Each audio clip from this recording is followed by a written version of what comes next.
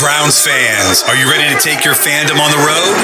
Join True Fan Travel, an official fan experience partner of the Cleveland Browns, and travel with other Browns fans like never before. Everything is taken care of. Flights, hotels, tailgate, game tickets, transportation, food, drinks, everything that's important to Browns fans. Each trip will also include an exclusive meet and greet with former Browns players. Visit TrueFanTravel.com today and reserve your ultimate Browns travel package.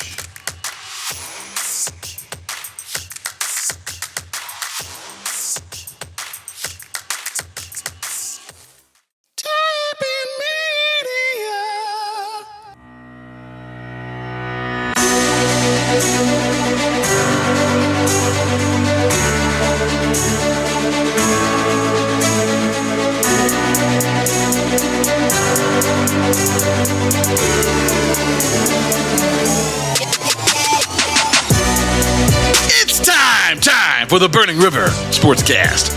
Welcome into our season preview extravaganza for our very own 2024 season outlook celebration. With the first 53-man rosters being set after cut day, we're in wait-and-see mode to see who makes the final 53 before game day. Did I say game day? Hell yes, I said game day. And T-minus about a week from the shores of Lake Erie, America's team comes to the CLE to disappoint millions of fans around the country. So how good can this Browns team be? What's their ceiling? What's their floor? What are the potential stumbling blocks lying in wait? We'll break it all down for you next on the Burning River Sportscast.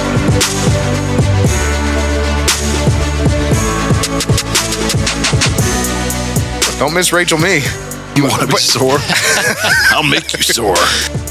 We take one more big injury. We're basically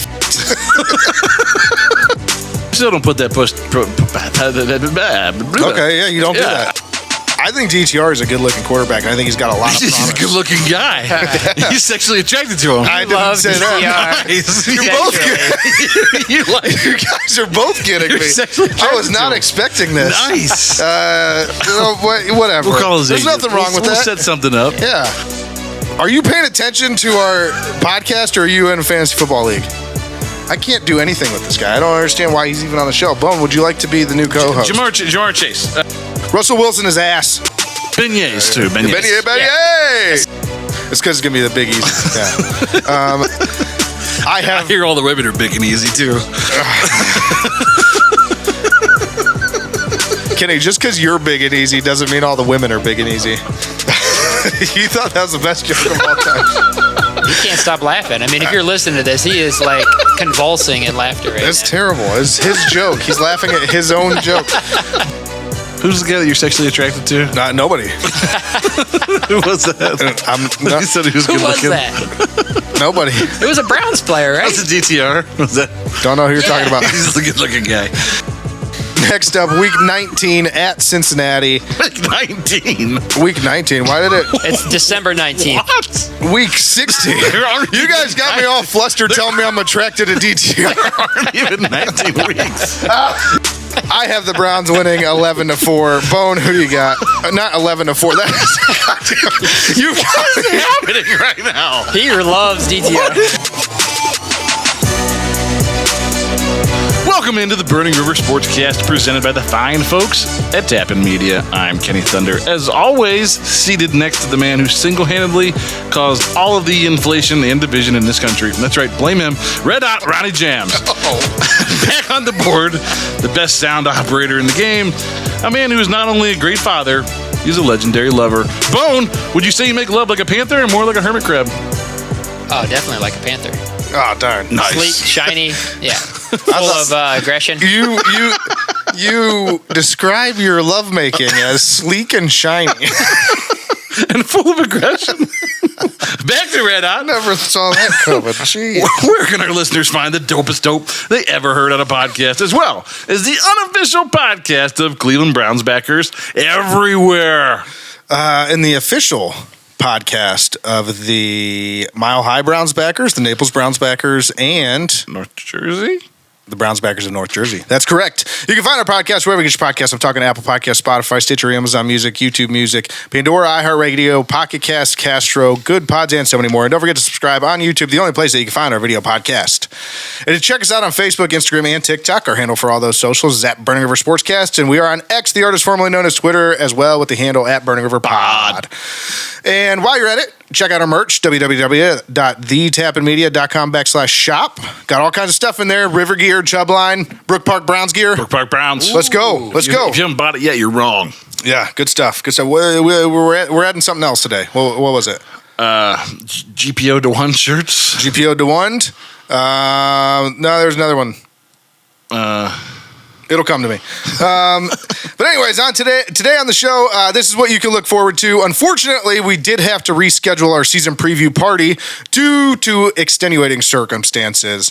Trust me, we're just as bummed as everyone else, as we were really looking forward to it. However, we'll be reworking everything in that event, or something very similar to it, possibly bigger and even better than what we were planning on in the first place. Like Bones love making. Yes, will be happening in the future. So stay tuned for details. Those will be out as soon as we can put them out there. So for today, though, we will still be doing our season preview episode as planned. We'll discuss the Browns' final 53, or at least the initial 53, how they stack up against the rest of the AFC North, schedule game with record predictions. That'll be fun. Bold predictions for the season, hot three gassed up, and we bring on our defensive expert and former Cleveland Browns defensive tackle, John Hughes. That's right. Big John. So grab the bread and bring some peanut butter, because this show is jam-packed. Nice. Let's get it started like we always do with the Burning River News Story of the Week.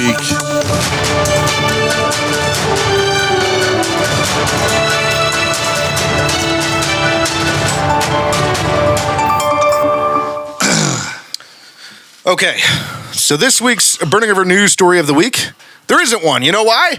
Because our own Kenny Thunder is in the middle of a fantasy football draft that he asked me to help him with as I was searching for a news story of the week. So we are sans news story of the week, and instead we'll be helping Kenny with his fantasy football draft that is actively going on throughout the broadcast. To be fair, you idiot.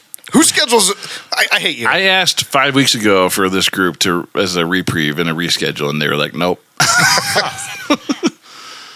Siri getting you? That was my Siri, I think, yeah. Siri got you. Hope she got me. Tell your fantasy football friends that I mean this with all due respect. Fuck you. Yeah, I know. That's what I said. I was like, come on, guys. And like, the good news is like half the guys couldn't make it for some reason. And every time somebody was like, no, I'm sorry, you're not going to be there. I'm like, darn, should have picked a different day. Like usually like we're all that, like it's a big money league. So like everybody shows up and there's lots of rules and it's a dynasty league. Like in person? These people can't make it online?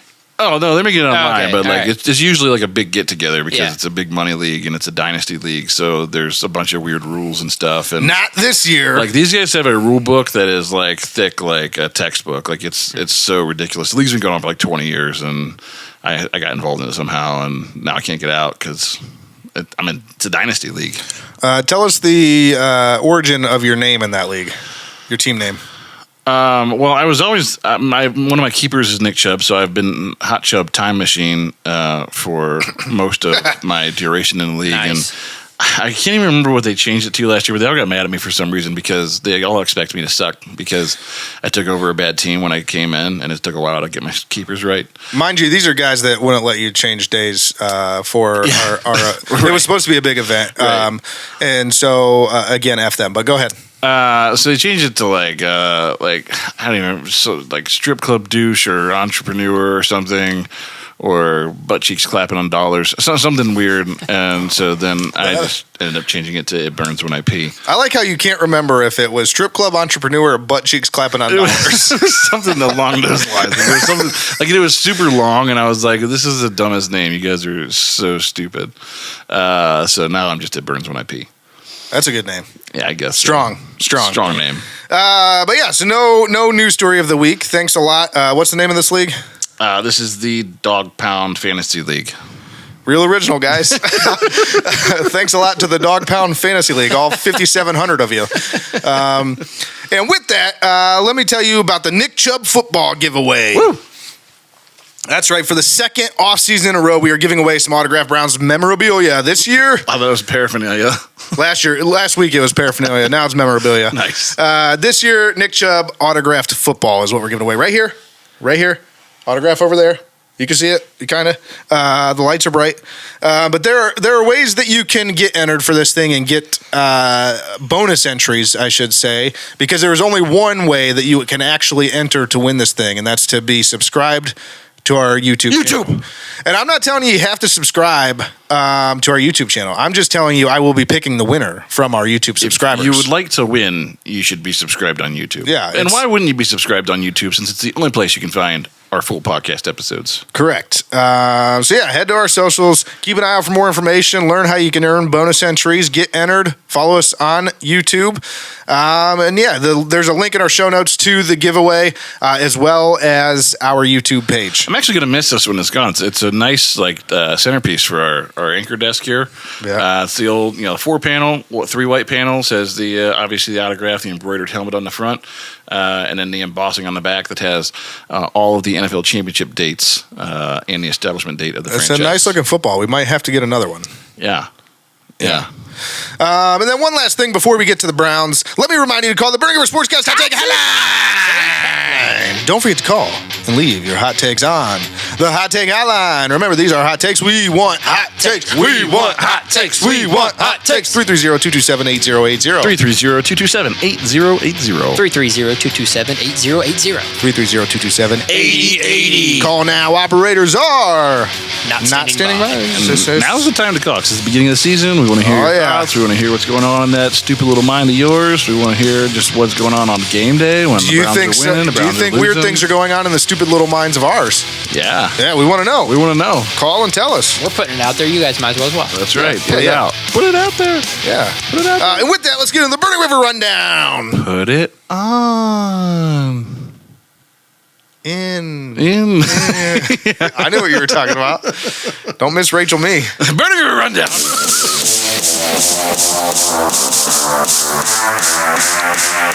Well, as you can tell, we both have young children.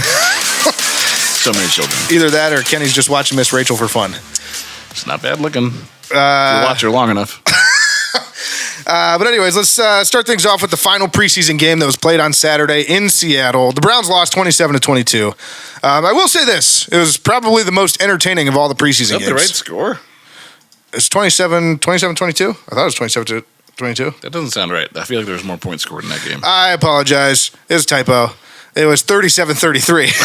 I was fat fingering all the threes turned into twos. That's a bad job out of me. 37-33, right? Yeah, all the threes turned into That twos. sounds somehow. better. I was like, that sounds like the score at the end of the third quarter. See what happens when I'm going too fast? 30. Well, you added so many threes to that. I forgot that It's live. The shared note. But anyways, the Browns lost 37-33. I stand by what I said, though. It was the most entertaining of all the preseason games. 100%. This was the first time all preseason that this team looked like there was anybody that wanted to fight for a roster spot on it. There were at least a few people that wanted it. They started kind of slow, but then something clicked about midway through that first quarter where they were like, all right, we're playing football again. There was even some, even from a scheme standpoint, there was a few blitz packages and things that they threw in there. I think Tyler Huntley, too, realized, I might not make this team. So, well, yeah, I mean, he balled out there once he got a chance to play. I think he threw 3 touchdowns in the second half there. So, they just finally looked like a team that wanted to play football for the first time all preseason, which was good to see. Yeah, it was much needed. Kind of it injected some hope into us. There is some life in this football team. The whole preseason was so flat because it was really all backups playing, so there was nothing to get excited about. You couldn't see any of the starters, and even in this game, it was all backups. But this was at least the kind of fight you want to see out of guys that are trying to make a roster. That's a pretty good segue to what I'm about to say. Is this was still, even though this was a little bit more entertaining, it was still a preseason game. And here's the bottom line: most of the guys that were playing in that game aren't even on our team anymore. All got cut. So before we get to the initial 53 here, let's start with this. Do you guys think? Deshaun Watson was supposed to play in this game. Speaking of that, one more note about this game. They threw out on a really bogus play call. They threw out one of our linebackers that he didn't make the team. But it's just it just really pissed me off because I'm like, first off, the call was wrong on the field.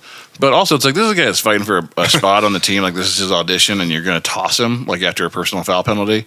And the thing is he hit the guy with his shoulder pads. It was a totally clean hit. Like, the NFL's got to do something about that. I know it's preseason for the refs, too, but, like, you can't be throwing guys out of the game for... I feel like the whole season is preseason for the refs. True. But you can't be tossing guys out of the game for making legal hits. No, that's bad. That's bad news, Bears. Winston Reed, I think it was. But, yeah, so... going into this game, there's a lot of confusion, right? There was, is Watson going to play? Is he not going to play? He was supposed to play. They said he was going to play all preseason long.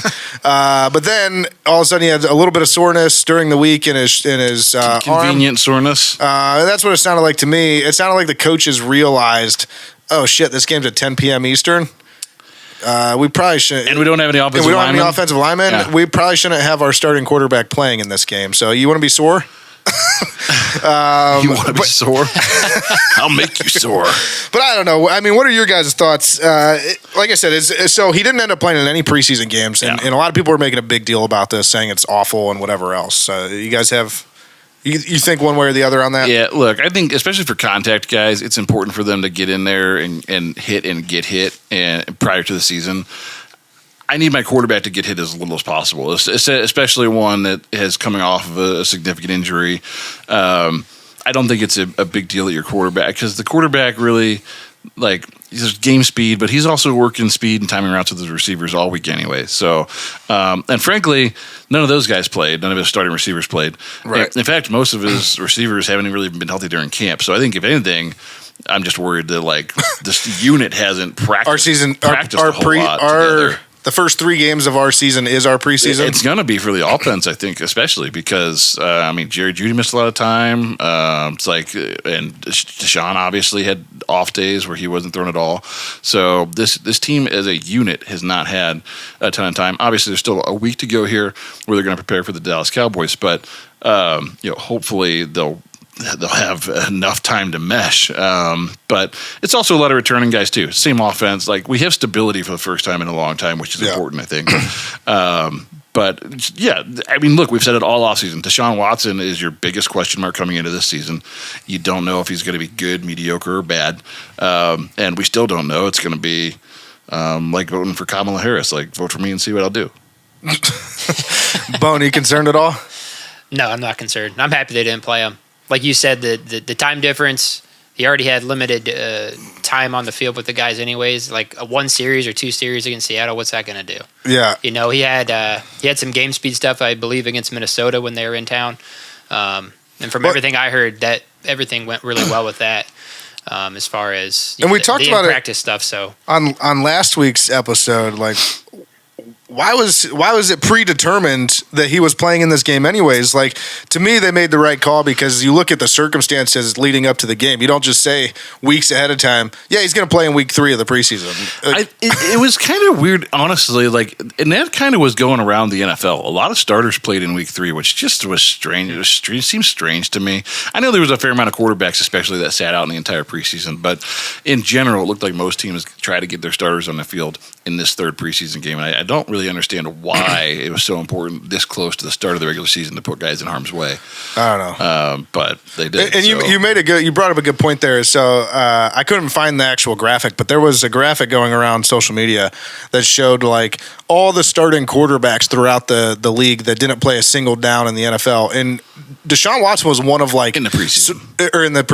Deshaun Watson was one of like 8 to 10 that didn't play a single down. It's like, okay, so why is anybody complaining that he didn't play? Like, why is he different than other starters? I mean, look, here's the thing. If anything, he's got more reason not to play. Deshaun Watson didn't forget how to play football over the offseason. Right. He's deep into his career. That's the case with a lot of veterans. Like, there's just no need to have them out on the field unless you're in some kind of position battle, type deal. So, and that's externally talking about quarterbacks throughout the league. Let's turn it internally. How many guys on the Browns roster right now did not play a single snap in the preseason? Oh, right. Yeah, I mean, when you look at the games, there's like 12 to 15 of them that didn't play a single snap. Like, actually, when they made all the cuts, and I know we'll get to the names here in a minute, but like when they made all the cuts, I shed a tear because it was like, these are the guys that I've been watching for the last 3 weeks. Like, right. that was the whole team got cut because it was all backups that was playing. You really did shed a tear? I was just like, I liked that guy. Like, that was, he was starting to grow on me. Oh. Honeycutt and some of these names that you kept hearing because like sensitive side of Kenny Thunder. I'm a sensitive man. No, you're not. But no, so before we get to the 53, there's just a couple notes here. Browns players activated off the PUP list and NFI lists. Kind of leading up to this, offensive lineman Jack Conklin, offensive tackle Jed Wills, safety DeAnthony Bell, cornerback Greg Newsome, and defensive tackle Dalvin Tomlinson all activated. These Browns will be starting the season on the PUP or NFI lists. Running back Nick Chubb, running back Nyheim Hines, offensive lineman Michael Dunn. And then finally, Michael Hall Jr. officially placed on the commissioner's exempt list. So he will miss an undetermined amount of time at this point. He's going to continue to be paid and can be at the team's facility for meetings, individual workouts, therapy, rehab, and other permitted non-football activities, but cannot play or practice and does not count against the final 53. So I'm on the clock. Sorry. oh, it's here. It's here. Who do you got? Who do you got? Who we choosing between? Kenny's Fantasy Football, the dog pound league, whatever. I kind of need a backup quarterback, and they seem to be coming off the board, so I need to get one of these guys before. What are the options? There's no one left. Let's see here. Jacoby Brissett, that's not good. He's hurt. Joe Burrow's out here. That's probably a good backup. I'd go with Joe Burrow. Yeah. Derek Carr. You probably don't have to read any other ones. I'd probably go with Joe Burrow. Kirk Cousins could throw for some yards, too. Justin Fields, Flacco. Who's your starting quarterback? Lamar Jackson. Oh, okay. But I'd go Joe Burrow. Yeah, I'm surprised he's even available. But yeah, I'll take Joey B. Oh, it was your turn to pick. That's I turned that thing off. I'm back to back. She's not taking no for an answer.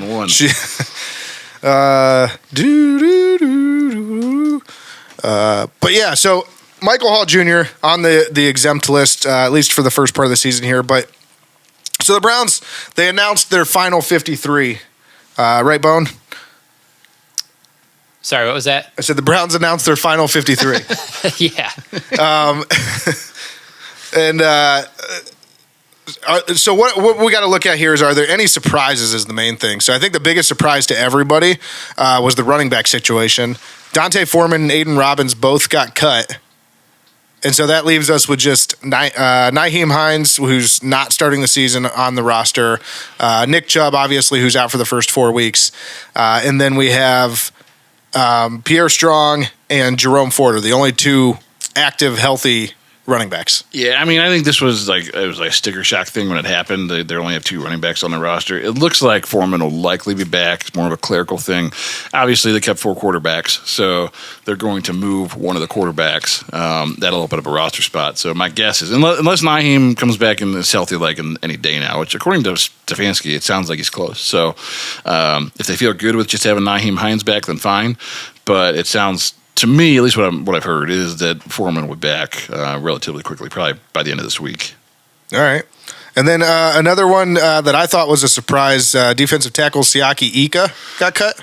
Real quick, guys, tight end, Cole Kmet, Dallas Goedert, Dalton Schultz, Tyler Conklin. Any of those names get you hot in the pants? Kmet still play for the Bears? Tyler Higbee, yeah, Kmet still plays for the Bears. He's the highest ranked in this grouping. Yeah, I don't really like any of them, but I'd go Kmet. I'd probably go Schultz. Oh, he's in Houston with Stroud. But didn't you just take a Houston running back? Yeah. I'd go the other guy. Go Kmet. Going Kmet and hoping Caleb Williams works out. Yeah. Rookie quarterback going to have to throw down to his tight end a lot. Check it off. Yep. All right, back to the show. This is really ruining the flow. But yeah, defensive tackle Siaki Ika got cut. So I mean, that was surprising. It's only his second year. What was he, a third or fourth round pick, something like that last year, fifth round pick? Mid-round pick. Look, I'll say, like I said when I drafted him, he looked like the most unathletic guy I've ever seen.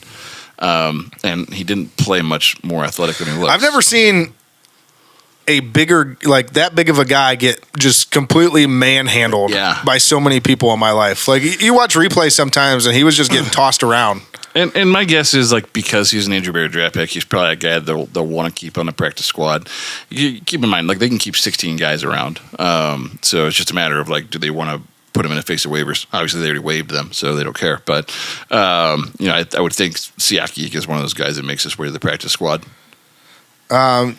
Yeah, possibly. I know they've already named some people onto the practice squad, so I don't have him making it as of right now, but I know that changes kind of throughout as things develop. It's only the first 53. It's not the final 53. I know. Another surprise here, defensive tackle Juwan Briggs was cut. He did end up on the practice squad. He's already made his way to the practice squad, but I was still surprised because he was a pick this year. They used a pick on him this year. And wasn't he a 7th rounder, though? He was a late round, I think 7th round, yeah. I mean, he's just a casualty of the fact that the defensive front is so deep. Deep. Now, I'll say this. It can't hurt to have a guy that can do 39 reps on the bench press. That's pretty good. On your team somewhere. So maybe his name on social media is Juwan the Silverback. As attrition kicks in during the season, maybe he's the guy they end up calling back up. So we'll see. And then a couple other things here. Just one surprise to me. I was surprised David Bell made the team. Shocking. I think we all thought his time was up because he hadn't done much. I know you love his Venus flytrap. He's a Venus flytrap. David Bell is ass. I'm calling it. It's like R.I.P. bro. Like you're done. You're not. He made the team. You're not in the NFL anymore. Yeah, I mean for now. Yeah, I know you. Anthony Schwartz made this team once too. So that's true. I know a guy you were talking up in the preseason here was Amarion Brown. He got cut. Yeah, I mean he was a sub 4.3 40 guy. So I was hoping that he would at least find his way to maybe returning kicks. But unfortunately not. I mean obviously again this was another room that was pretty well set when they brought Jerry Jeudy in. They already had Elijah Moore. And he had 2 draft picks last year.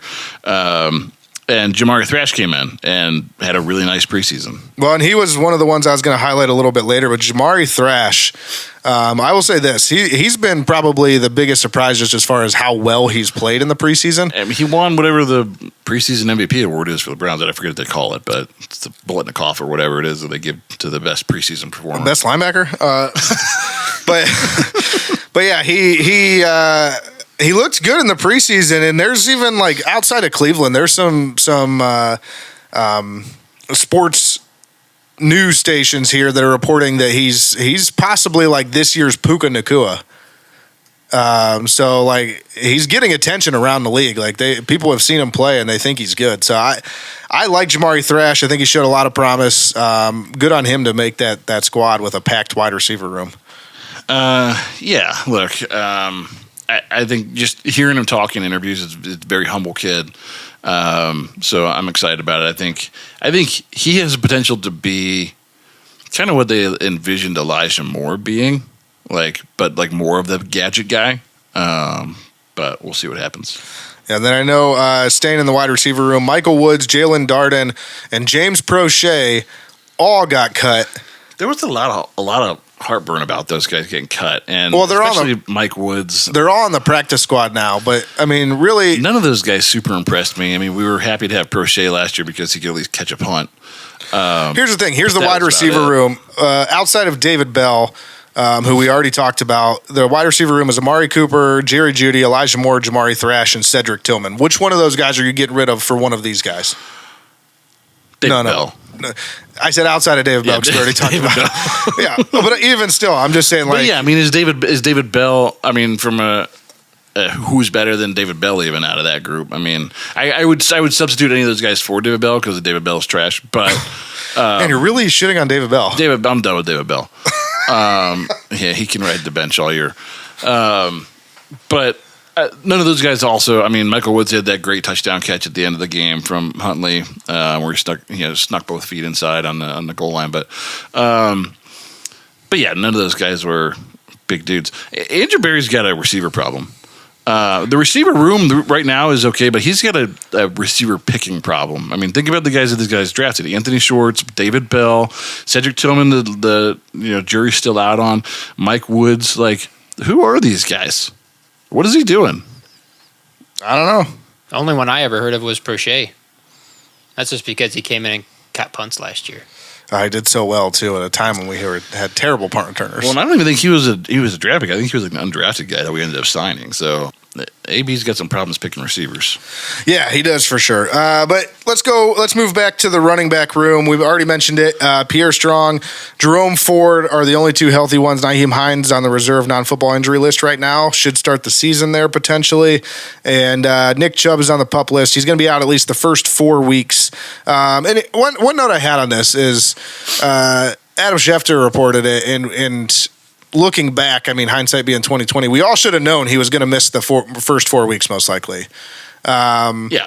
Because I know I got excited and I wanted him to play week 1 and whatever, but most roster bonuses, which Nick Chubb has included in his contract, most roster bonuses require 17 games active. His is a rare exception, and it only requires 12 games active. So that should have told us off to rip that they're shooting for him to miss the first 4 or 5 games of the season. Yeah, it wouldn't have been very fair of them to put stipulations in his contract that he had to acquire the statistics over in the 18. Like we're gonna do right by you and give you these incentives so you can earn all your money, but you can't hit them. But you can't earn this money. Yeah. I work for a sales organization, and it's like my 3rd one I've worked for, and sales organizations are notorious for that. So, but sometimes they bring pizza. They occasionally we do get pizza parties. We do get pizza parties. No money, but pizza. Yeah. And then in front of the running backs, blocking for them, the Browns O-line has been just a mess all through the preseason. But we did get some reinforcements with Conklin back and practicing and Jed Wills back, but not practicing yet.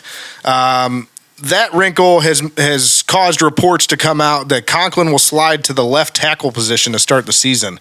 Now, he did play left tackle in college, so maybe not as big of an adjustment as we may be thinking. But, I mean, what are your thoughts on this, on Conklin playing left tackle? Bizarre, first off. I think, look, we had these conversations with, like, John Greco, right, about, like... You just can't slide back and forth. It's not that he's easy. moving positions from one side of the line. And he may have played there in college, but he's played his entire career at right tackle, hasn't he? Yeah, I mean, he's been right tackle for a long time. Now, that being said, we're not sure... even if Jed Wills is healthy, if he's any good. So having a guy that is maybe just as good as a bad Jed Wills on the left side of your line, like switching positions, you can get away with. I trust Jack Conklin more. Absolutely. I don't trust the fact that he's been injured a bunch of times, but in terms of being a player, I trust Jack Conklin more. This offensive line is starting to become a concern in terms of depth for this season. Outside of Deshaun, I know that's kind of the big question mark, but this offensive line is the next piece of this team that, again, we look at this roster, we all feel really good about this roster. We feel like this is the best roster on paper that the Browns have put together, certainly in our lifetime since they were rebirthed in '99. Just the names alone on the offensive line, you're like, holy shit, this thing's stacked. But then you actually think about who's injured and what's going on. And yeah, and the depth that's there is not super great. So Zach Zinter is probably the one guy like I feel like I feel pretty good about. He seems to be a mauler, but he's got to stay healthy too. So I'm excited. This next guy that I wanted to bring up, Javion Cohen out of Miami, was a nice surprise to make the roster. Undrafted free agent out of Miami. He's looked really good in the preseason. I know they're playing against backups, but as far as like a depth piece, I'm actually excited to have him. It seems like another kind of diamond in the rough that Andrew Berry's been able to find with the undrafted free agents. But no, I mean, the other good news we have on the offensive line is that Michael Dunn will be returning here sometime soon. I know he's technically on the reserve NFI list, but they're saying he's pretty close as well. So we should be getting him back. Yeah. They were calling me a hoax. I didn't pick fast enough. Sorry. Man, these guys are ruthless. Wait till they hear our podcast when it comes out. They actually just sent me a picture. They're listening to. It's on the TV at the patio. But I was like, it's got to be. This is a short, but that's got to be like from one of our first episodes. That was back. Oh yeah, that was back the old studio. That was back when we looked like Bone Studio over there. Yeah. Literally, our first studio is Bone's. Like he's the guy in the booth now. Our first studio is the booth. Yeah, over here in my nook. Yeah. Thanks, Bone. But yeah, so Michael Dunn will be back soon. So they're at least getting some reinforcements. I like the promise of Javion Cohen. I think the offensive line is going to be okay this year, assuming they can get somewhat healthy. We take like one man's opinion. We take one more big injury, we're basically fucked. Like, it's going to be bad. Is that a good message a week before the season? No. One more, and we are apt in the A. Down to one. No. But let's close things out on the roster here with the quarterbacks. Kept 4 quarterbacks this year. Do you think... Bold was excited about that. That's just what happened last year. You know? Yeah, so that leads me to this. Is that a lesson learned? Was that like, holy shit? We like went through 5 last year. We got to have 4 on the roster. Yeah. Do you think there was a little bit of that this year with the decision to keep 4? Absolutely not. Look, I think everybody knows probably the worst kept secret in all of football that Andrew Berry wants to turn one of these guys into a draft pick. A la he did with Cade York, right? I mean, you sign a guy for nothing, get a draft pick for something. Smart move on his part. If I'm the rest of the NFL, I'm just going to stand pat and wait because he has to cut one of them eventually. You're not going to go into the season with 4 quarterbacks. True. Do you think a little bit of it, and we'll get into this here soon, but like the Baltimore Ravens are in desperate need, in my opinion, of another quarterback to put on the roster as a backup for Lamar, because Lamar doesn't have the best track record of staying healthy either. Do you think keeping Huntley was like a move there where it was like, let's not let them get him back right away? Look, if they're thinking that deep into it, I love the thought process. Mm-hmm. I mean, I think, and we've talked off air a bunch about these quarterbacks and where we think they stand and where they rank in terms of ability. Look, this is a guy that has won games in the NFL and won games for the Baltimore Ravens. So, I mean, I don't know that they have a good backup there, and he's obviously a guy that has had a hard time staying healthy. He plays a physical brand of football. He's going to get hit at some point this year. Yeah, it's just a matter of whether he gets back up. And one of the craziest things here, you mentioned shopping these guys for draft picks. Andrew Berry shopping these guys for draft picks. The craziest thing to me is literally every single one of them have been the object of trade rumors so far. Oh, yeah. DTR, Huntley, and even Winston, which it was later reported that they never actually fielded any trade calls for Winston, and they never planned to. That was just speculation. I still don't put that okay, yeah, you don't do that. I don't put it past Andrew Berry, though. If you thought you could get a 4th-round pick out of a guy that you signed off the street, I mean... Maybe. I think they keep Winston just because of the we talked about it a little bit before the show. I think Winston is almost untouchable for the Browns. Not untouchable, the fact like you're saying, if somebody came to them and they were like, we'll give you a 2nd or a 3rd round pick for him, they would take it immediately. Well, I think they know they got burned last year. Yes. Not having a plan. Yes. And Winston is a plan. And it was a plan. It was a problem all year. Yeah.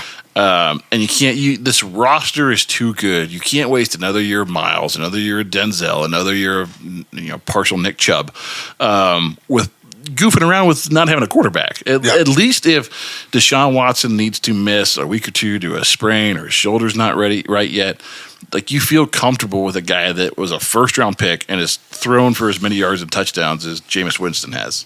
Yeah. Plus, he gives a hell of a speech to get things going. Oh yeah. They're the best. I'll tune into the pregame. But I actually think that DTR is almost in that same category. They did field calls for DTR just to see what people would give up, but I think that the price tag is probably a lot higher than most people expect it to be. DTR has shown a lot of promise. To me, he's young. And he's athletic. He was the first one that they said was safe. Well, and to me, I just look at DTR as, I'll be honest, I mean, he's the heir apparent to Deshaun Watson when Deshaun Watson's contract is up. Like, that's who's going to take over the football team. He plays a similar brand of football. Yeah. He's very athletic. He makes good decisions for the most part. I think last year he got thrown into a bad situation, and that's part of the reason why he wasn't real successful in the regular season. Sure. But I think DTR is a good-looking quarterback, and I think he's got a lot of promise. He's a good-looking guy. He's sexually attracted to him. I didn't say that. Nice. You're both getting You guys are both getting me. I was not expecting this. Nice. Whatever. We'll call his There's nothing wrong with that. We'll set something up. Yeah. We'll let him know about you. Yeah. No. I don't know what Christians do. I don't know. So, look, agreed. I think he has a ton of potential. This team, again, hearing all the same things. This team is really high on him. Was comfortable with him being a number 2 if necessary. I hate you guys. And look, the future could be now.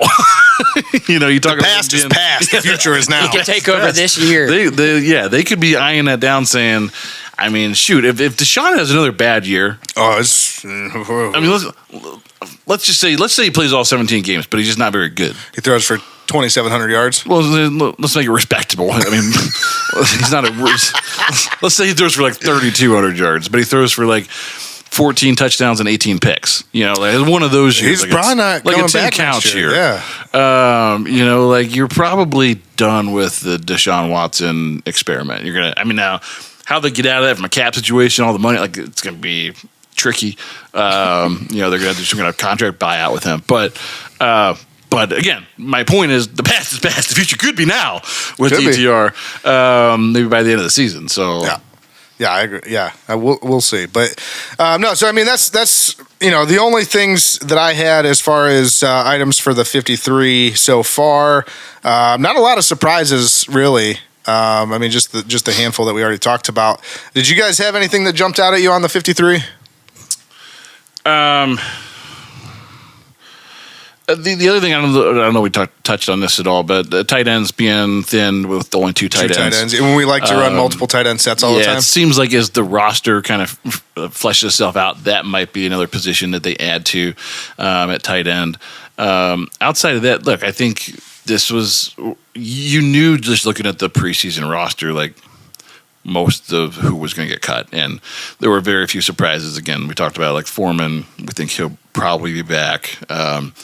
There really weren't a lot of other guys that you were like, a couple of those bubble receiver guys. But, look, this roster has been pretty set. So I feel good about it outside of Deshaun and the depth on the O-line. I think it could be an issue in the season. Yeah. And so with that, let's take a quick trip around the AFC North. We'll start with Cincinnati. 12 rookies on their final 53. 12? Or initial 53. 12 rookies. 12 rookies. This is a team that everybody keeps saying is going to win the AFC North, like without question.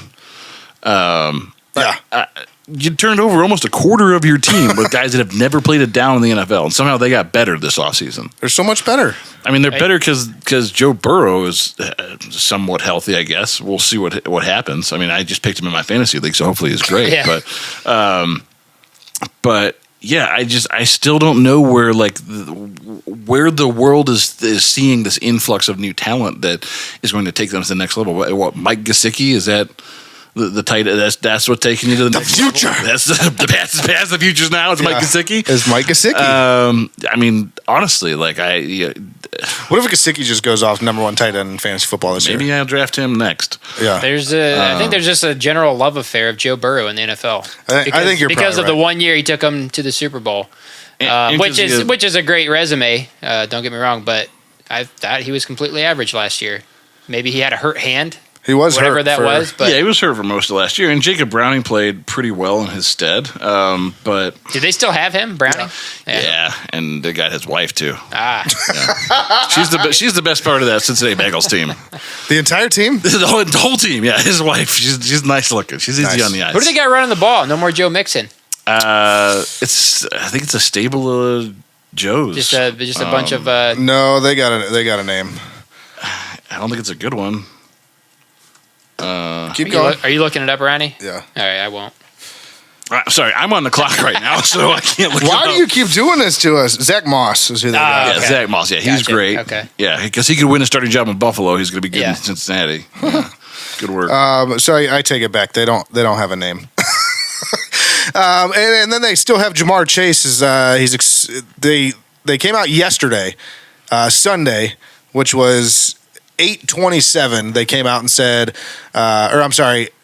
Tuesday, which was 8:27, and Zach Taylor said, we expect Jamar Chase to start the season.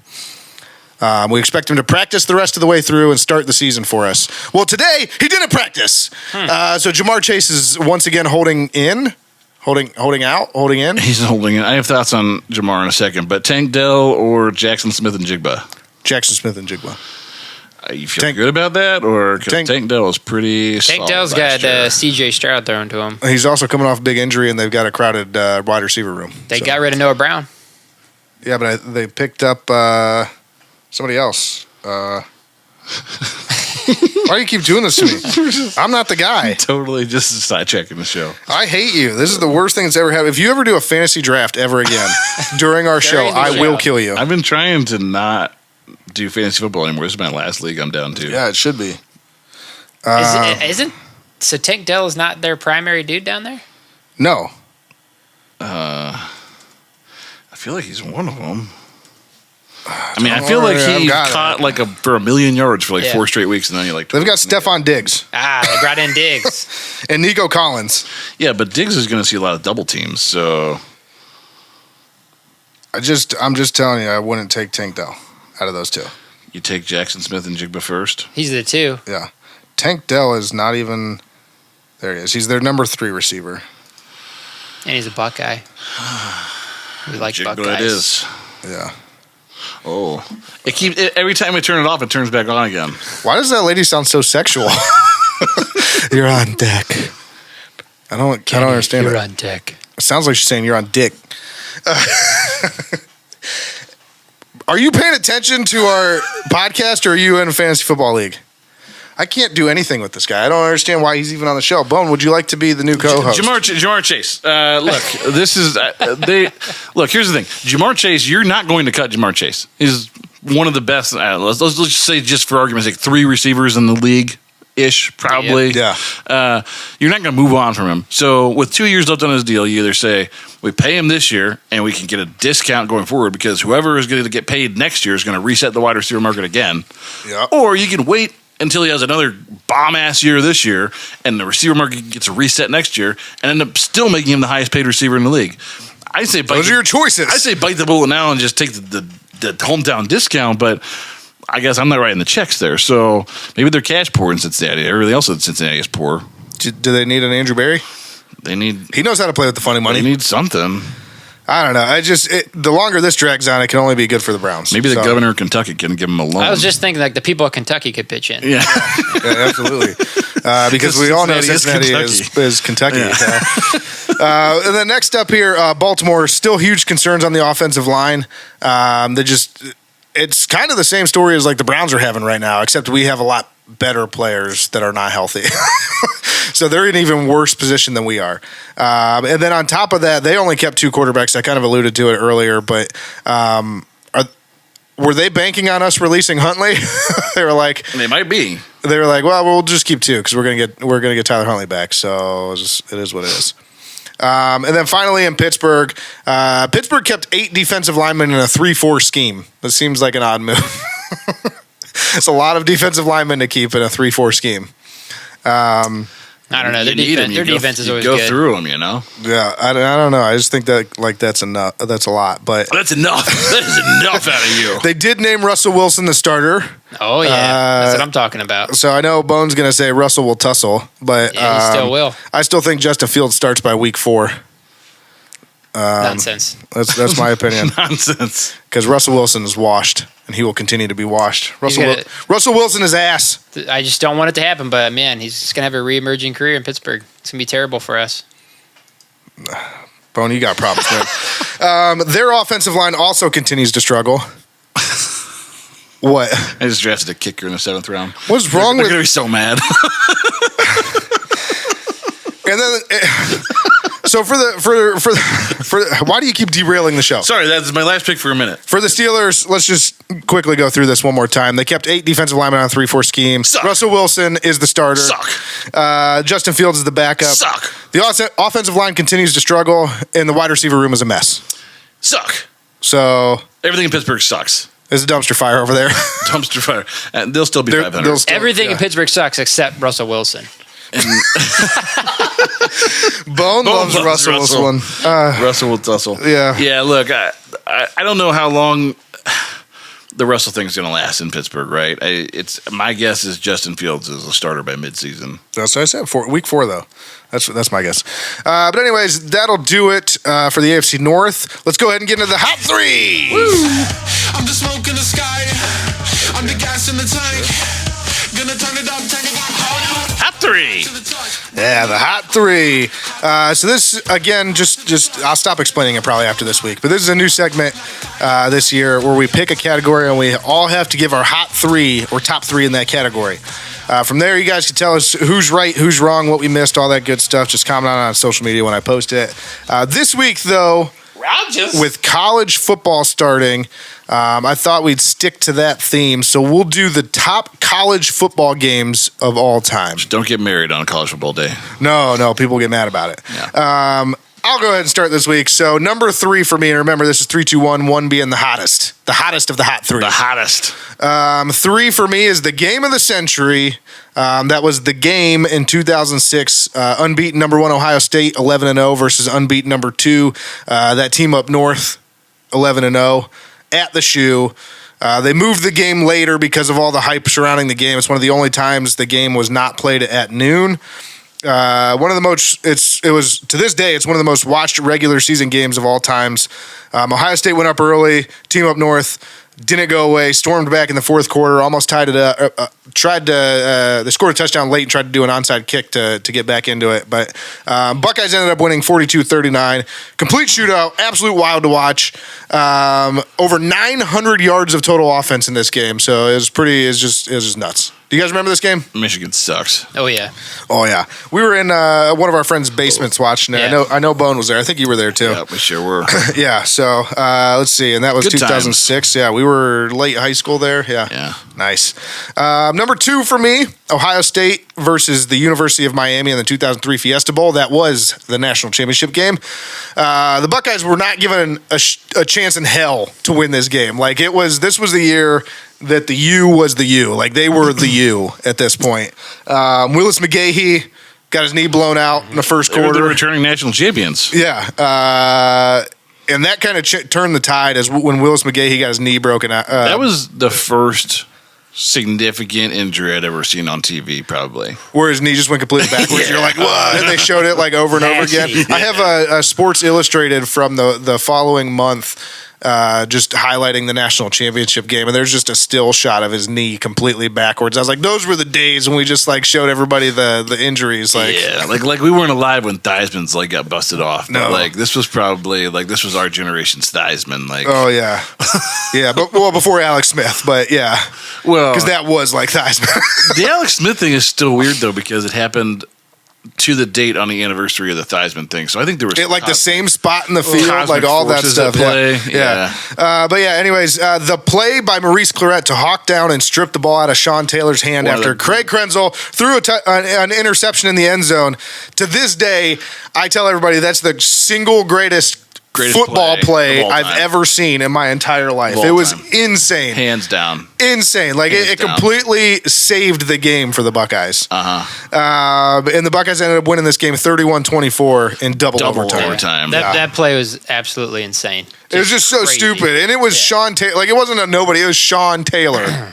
Well, that's what I was just gonna say. Was like thinking about that Jonathan Vilma, Jeremy Shockey, like Yeah. that team. Yeah.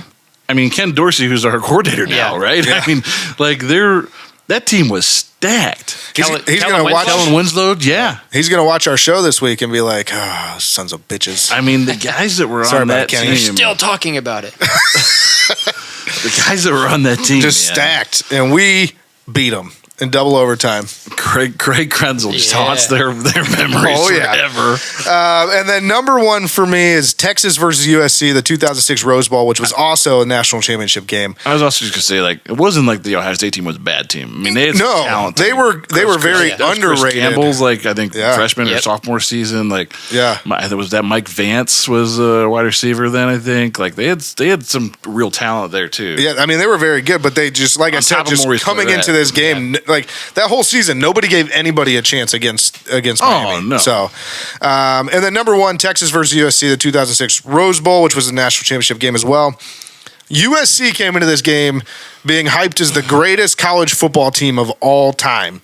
QB and running back that year, which was Matt Leinart and Reggie Bush, both Heisman finalists. Reggie Bush ended up winning it. But Vince Young all along thought he deserved it. Didn't Leinart win it the year before? Yeah, I think he did. Yeah. But Vince Young thought he deserved it that year. So he came into this game with a chip on his shoulder, and he proceeded to rush for 200 yards and throw for 267 and score a touchdown as late in the game to put him up 41-38, and that was the final score. Yeah, I know that all these guys we just talked about kind of had like up and down NFL careers, but like in the pantheon of college athletes, they're like the greatest, some of the greatest college Vince football Young, players. Reggie Bush, especially, like two of the greatest to ever play college football. And Matt Leinart was no slouch. I mean, No. he was good too. Yeah. He backed up for a while in the NFL, but those two at the college level, just spectacular. Yeah. And so those are my hot three. I have a couple honorable mentions, but I'll wait until you guys are done I don't want to steal your thunder if... I'm Thunder. Yeah, you're Thunder. I'm Thor. I don't want to steal your thunder if any of you guys have those, so I'll wait to go over those. So, Bone, what do you got for your hot three? All right, so my 3 and 2 are the same as yours. So Well, we are Ohio State fans. right. So. I don't watch a lot of other college football besides Ohio State, so Fair. all mine are Ohio State. Fair. So just touching back at the 2002 the game of the century, 2006, number 1 Ohio State, number 2 Michigan. Some of the players, Ohio State players on that team: Troy Smith, Brian Robisky, Ted Ginn Jr., Marcus Freeman, Malcolm Jenkins, Kurt Coleman, Anthony so Gonzalez, stacked. Brian Hartline, James Laurinaitis, Vernon Golston, Alex Boone, Chris Beanie Wells. They Just would've some of won- the dudes that were on that team. Listen, I know they lost the national championship that year, like 41-14 to Florida. And I know a lot of people think I'm insane when I say this, but they would have won the national championship if Ted Ginn didn't get hurt on the opening kickoff returning it. After he returned, he returned it for a touchdown, and his whole team jumped on him and broke his ankle. Yeah. But it completely changed the game because that duo of Ted Ginn Jr. and Anthony Gonzalez, like if you... Basically, teams, they didn't know who they were supposed to cover. And after Ted Ginn went down, they were able to double team Anthony Gonzalez the rest of the game, and it made it tough for them to get anybody open. But anyways, I digress. Go on. No, that's great.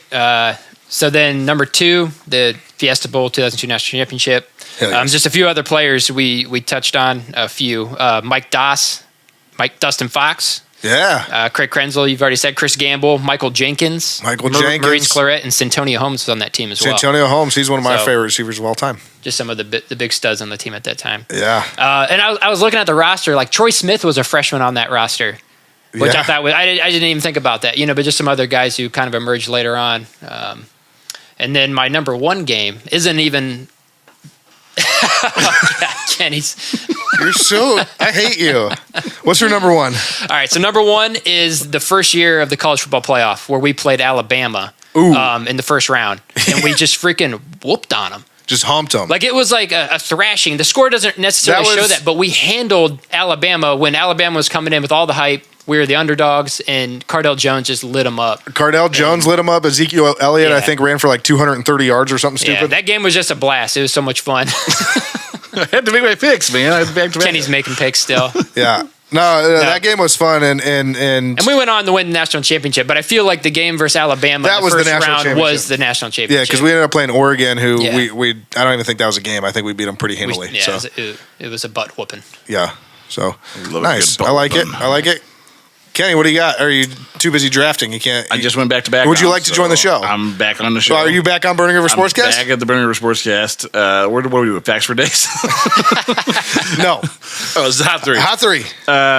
Look, I think you guys we've all said the same games here. Or maybe you didn't. Let's see. Number 3, I have App State and Michigan in 2007. Nobody said that one yet. 34-32. Just the fact that Michigan lost to just, I mean, to Appalachian State. it's like Ohio State so losing bad. to like Akron or Kent. Like it's just an embarrassment for just the team up north. Like just they're And it was so stupid. They were up, and they decided like all they had to do was like absolute end the collapse. game, and they decided to try and kick it to go up by 6 instead of by 3, and then it got returned for a touchdown. Everything was about great. it just was fantastic. embodied the trash that is Michigan. It's fantastic. I don't know if those numbers are quite right, how much they won by, but either way, like they didn't have to kick it. Just absolute trash. So love that. Number 2, Texas USC. We kind of went through that whole thing, but again, USC had won 34 straight games. Best team in the country. I mean, just what an incredible game. Came down to the wire. Some of the best athletes we've ever seen in college football. And then number one for me, Ohio State Fiesta Bowl 2003 against the Miami Hurricanes. So won't relitigate that, but certainly my favorite college football game of all time. Yeah, for all you fans that say it wasn't pass interference in the end zone. Oh, it definitely was. Yeah. Was it officially triple Or overtime? it was pass Double overtime. Double. Okay. Yeah. All right, well, that'll do it for the hot three. Ohio State heavy. We may or may not be fans. Oh, I had one honorable mention that was not that neither of you guys chose, and that's Kick 6, 2013 78th Iron Bowl. When Alabama, again, as they have been for as long as I can remember, came in and all the hype.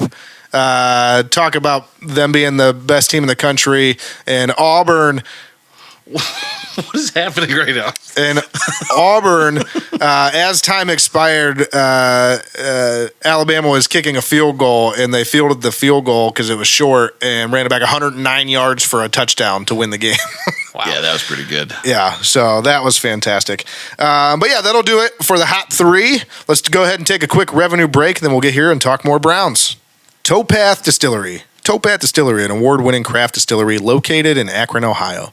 Towpath Distillery focuses on high-quality spirits carefully made in small batches. Towpath's lineup includes an ultra-smooth, award-winning premium vodka, a small-batch silver rum made from the highest-grade molasses, an American craft gin made with 9 botanicals, and a blended straight bourbon made from corn and rye.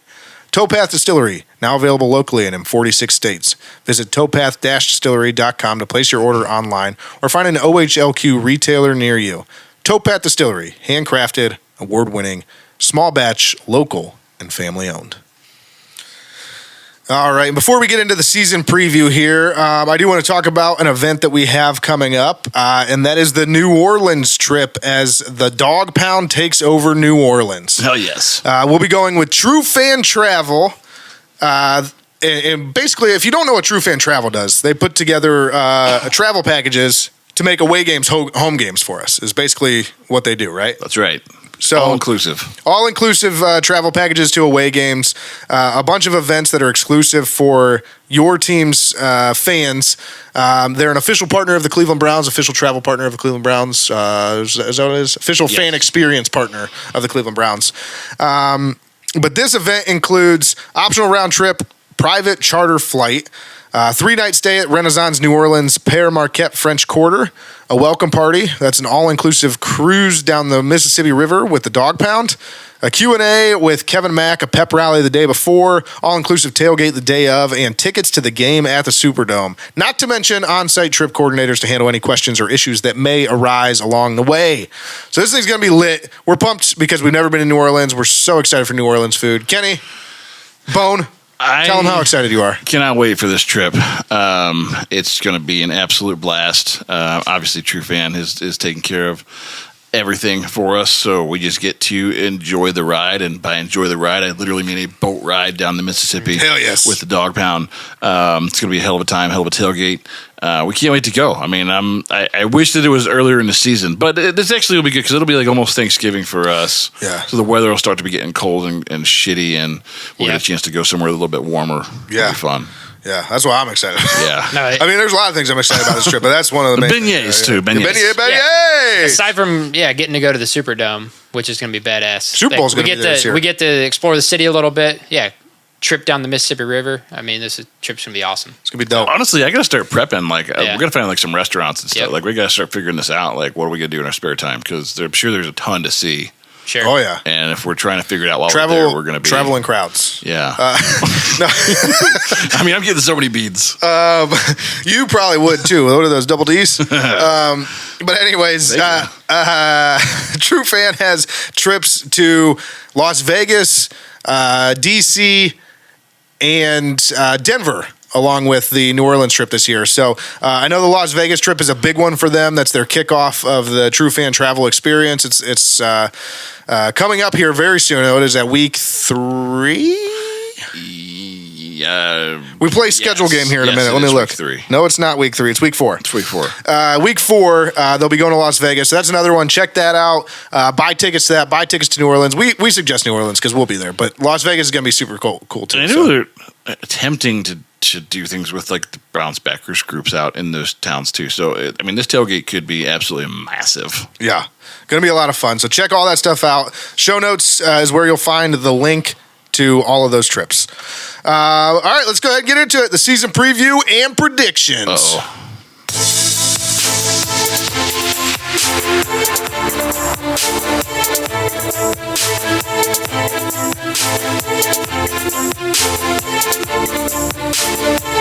All right, so we saved this, the schedule game. We're going to play it now. Everybody likes to play the schedule game when the schedule first comes out. You pick all the winners, losers, but to us, that's kind of pointless. Nothing's happened yet. You don't know what's going on. It's fun to do at the time, but we didn't want to. So we saved it for now. We're going to play a schedule game. Now that the preseason's done, rosters are somewhat set. Obviously, there's still movement to be had, but they're somewhat set. We're going to go through and pick all the games this year for the Cleveland Browns. So the way this is going to go, I'm going to announce a game. I'm going to go to you, Kenny. Are we picking a score or just wins-loss? Just wins-losses. I'm gonna announce the game. Go to you, Kenny. Gonna go to me. Gonna go to Bone. We're going right down the line. You guys ready? Around the horn we go. Bone, you ready? I'm ready. All right. So September 8th, Week 1 versus Dallas. Kenny, who you got? Look, outside of Dak Prescott and CeeDee Lamb, I don't think this Dallas team is very good. So I'm going to win in Week 1. Nice. Starting the season out big win strong. in mid-prime time. Nice. I also have the Browns winning this one. Opening day, a lot of hype in front of their home crowd. It's probably going to be a beautiful day. It's September 8th in Ohio. I like the Browns in this one. Bone?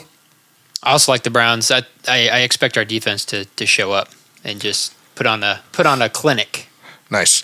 Next up here, Week 2, at Jacksonville on September 15th. Kenny, who you got? I think this is a tougher game than people are going to anticipate. I think it's going to be hot in Jacksonville. I think Trevor Lawrence and Doug Peterson in another year together, this team's going to be a really good team in the AFC South. I think this may be your first loss of the season here in Jacksonville. All right. I got the Browns going down to Florida and absolutely humping the Jacksonville Jaguars. I've got a different take than you do. I think the Jacksonville Jaguars are like that team that they've always been. Like occasionally they have a okay year and all of a sudden there's a little bit of hype around them. I think they're going to completely regress. I think they're going to be under 500 this year. I think what caught up to them last year was injuries, and I think that this team in Week 2 is going to be healthy, and they just have a lot of playmakers. So they will be healthy. That's fair. And it's going to be hot. That's fair. But I think the Browns win this one. I got them starting the season 2-0. Bone, what do you got? I will also do a loss. Ooh, a loss. Nice. Away game off a big win off Dallas. Maybe lose sight a little bit and lose to the Jaguars. Okay, so you guys both have 1-1 at this point. Week 3 versus this is at home versus New York. Kenny, who do you got? This team is still ass, and they traded their best player. So New York, that's a big win for the Brownies there. All right, you guys might be surprised by this. I actually have New York coming in and winning. I think Aaron Rodgers. What offense? I don't know, but I think Aaron Rodgers finds some magic early in the season. Aaron Rodgers doesn't play for the Giants, man. Oh, it's the Giants. It's the Giants. This is a bad start. This is what happens to me. The Giants, they ass. This changes everything. Yeah. Are you high? I read the letter wrong. The NY. I read a J instead of a G. I'm dyslexic. Don't make fun of me. It's Danny Dimes and no running backs? No, they're not winning. I got the Browns. We're starting 3-0. We're good. Nice. I like the sound of that. Bone, who do you got? Browns win. All right, so we got the Browns for Bone. Let's see, Week 4 at Las Vegas. Kenny, who you got? Unfortunately for our friends at True Fan Travel, I think this is going to be one of those games that the Browns should win. Gardner Minshew's out there slinging it around, but I think this Las Vegas team is going to be much improved this year. I think this is probably a heartbreaker on the road here, loss. So, okay. And I've got, I had the Browns until something you just said actually kind of jarred my memory here on Browns and West Coast road trips and how terrible, absolutely god-awful they are when they go to the West Coast. So the fact that they're traveling out there, I've got Las Vegas winning this one as well. They don't like the flight out there. Yeah, Browns dropping a 3-1 for me. Bone, who you got? I'm going to go with Browns win. Browns win on the road. Nice. And then week 5 at Washington. Kenny, who you got? At Washington, what's that? Freak's that guy's name, the coach out there. Don't have a lot of faith in him. Starting rookie quarterback. I think the Browns get a dub here on the road in Washington. Nice. I have the Browns as well. All the same things that you just said. Washington's just not very good. They're not going to be very good. I can't think of their coach's name. It's the Atlanta Falcons. Arthur Smith. It's not him. No, but it's a generic name like that. What's his name? Generic Stadium 3. Crap. But yeah, so I have the Browns as well. So Bone, who do you got? Browns win. All right. And week 6 at Go to Bone first. I'm up. I'm on the clock. Oh God, your stupid fantasy football draft. Are you serious? Dan Quinn is the coach of the Dan Commanders. Quinn, yeah, he sucks. Did you say I'm up first? Yeah, go ahead, Bum. Philadelphia at Philadelphia, hard place to play. Philly's still really good. I'm going to go Philly wins, Browns lose. All right. I have Philadelphia winning that game as well. That's a tough place to play. Philadelphia's a pretty good team. So I have Philly taking that one as well. Kenny, who you got? Jerry Jeudy. Is that who you just picked? Yeah. It's Brown. That's good. Yeah, it's late rounds. What game? Browns at Philly. Browns at Philly. Look, Philly was an absolute dumpster fire in the second half of last season. That said, they're returning a ton of talent. This is a high-powered offense. You're on the road. I think this is a tough game for the Browns. I think this is a loss. All right. And versus Cincinnati. So at home versus Cincinnati in week 7. Kenny, who you got? Cincinnati's trash. They're in Kentucky. And Browns win here, especially at home.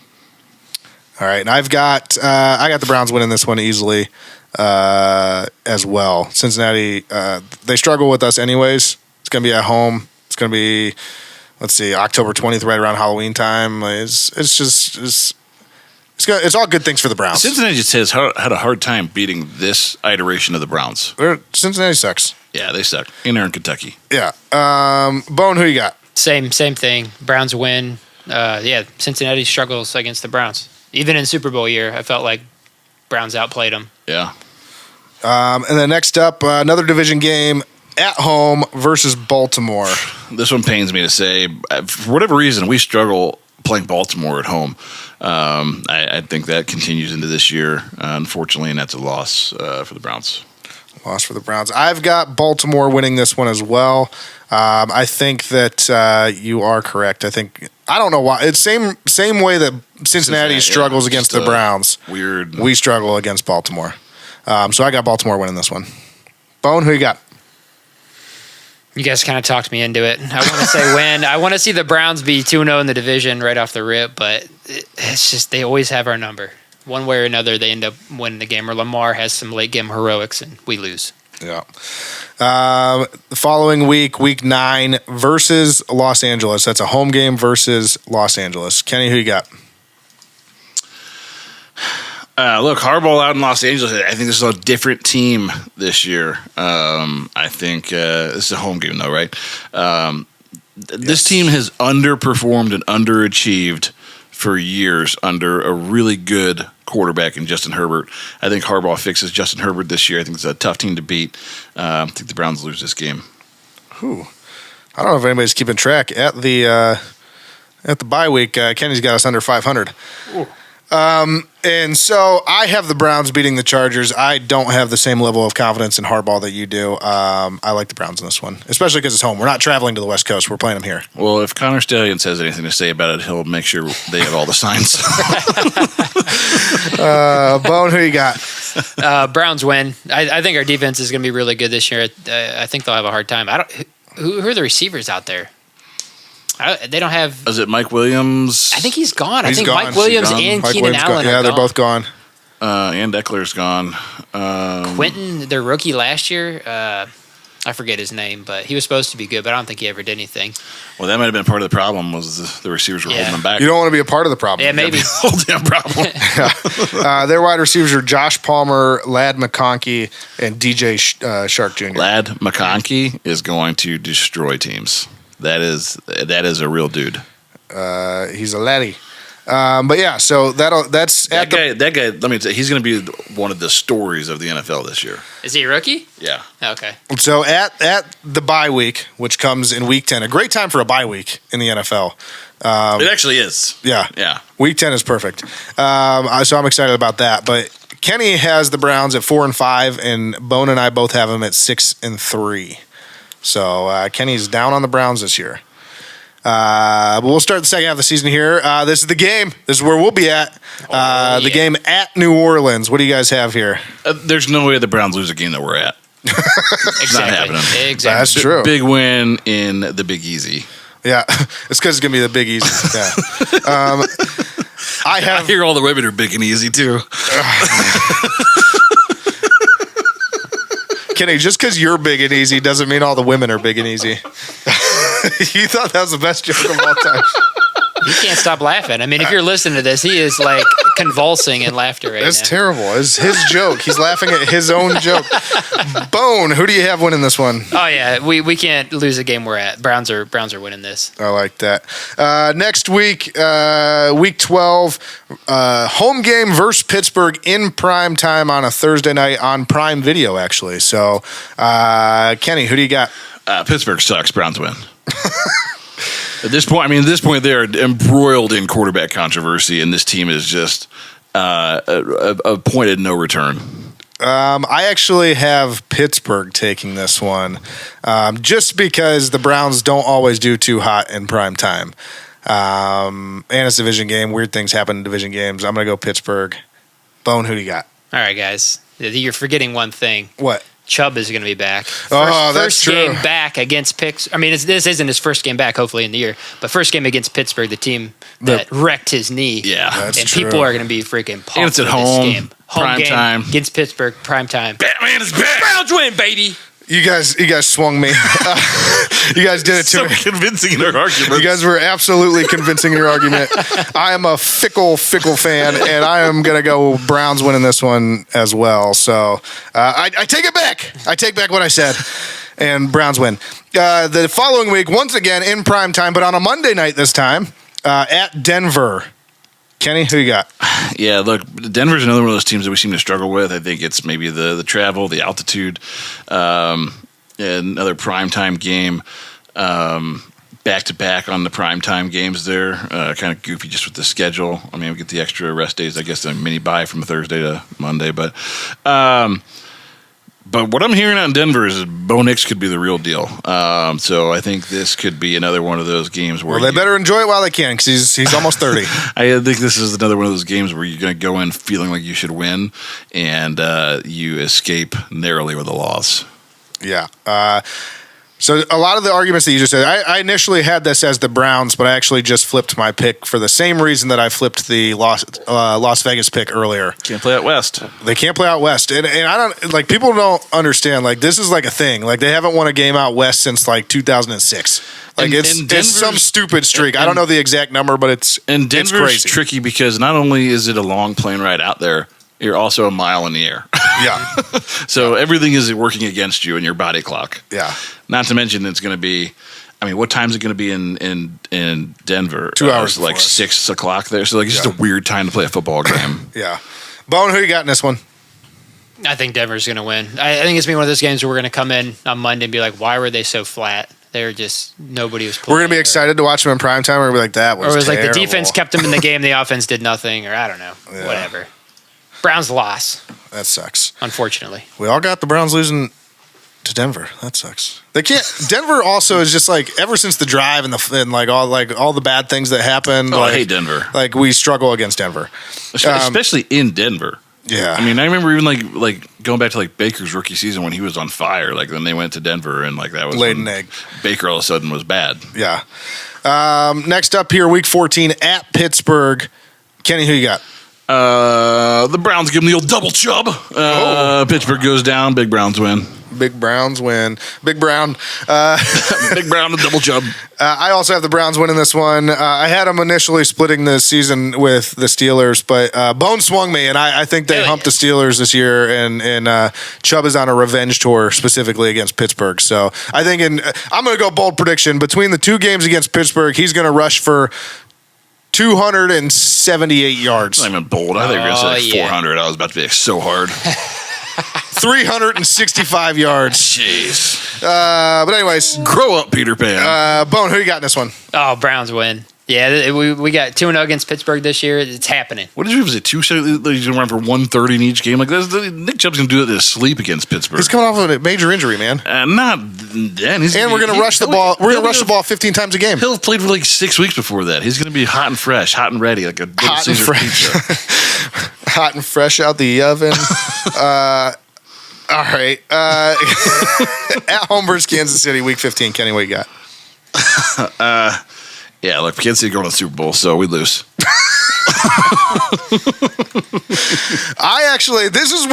This is where like stuff's starting to hit almost a fever pitch. Like the Browns are playing well throughout the season. Kansas City comes into town. Everybody thinks Kansas City's going to be the best. They're probably going to have a really good record at this time. I have the Browns beating them at home to go to 10-4 at this point in the season, and everybody's starting to talk about the Browns winning the Super Bowl and not the Kansas City Chiefs. I like it.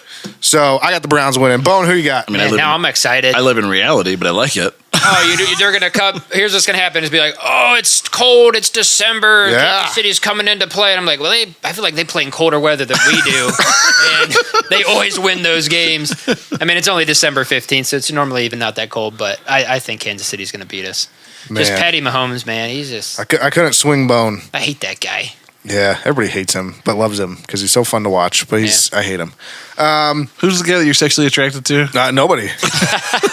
Who was that? You said he was good Who was looking. that? Nobody. It was a Browns player, right? That's a DTR. Was that?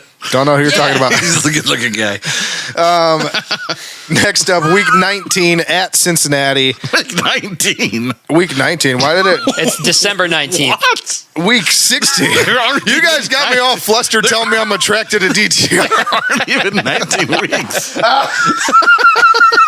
Week 19, the bye week. Oh my God! I spray painted the windows before we started. I'm running on fumes, literally.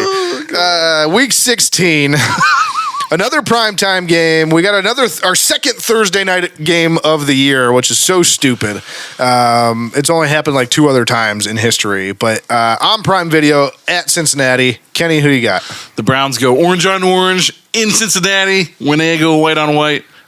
Big Browns win. Wait, Browns go white on white while Cincinnati goes orange on orange? No, the Browns are going orange on orange. They're going to make an orange jersey for this game. They're just going to make it for this one. Yeah, we're gonna orange out Cincinnati. Back at him. We're going to out orange them. I've got Agent Orange. we're not going to out orange them because we don't have an orange jersey. We're going to Agent Orange Cincinnati. That's not.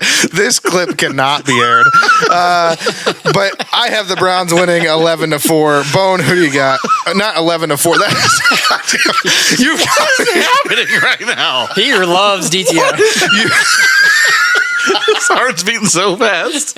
He's just picturing DTR. I am shower after the game. Oh my gosh! Oh man, it's I hate you guys. That's a good-looking quarterback right there. I don't think I've been this flustered on this show ever. That is a good-looking quarterback. I got the Browns winning and going to 11-4.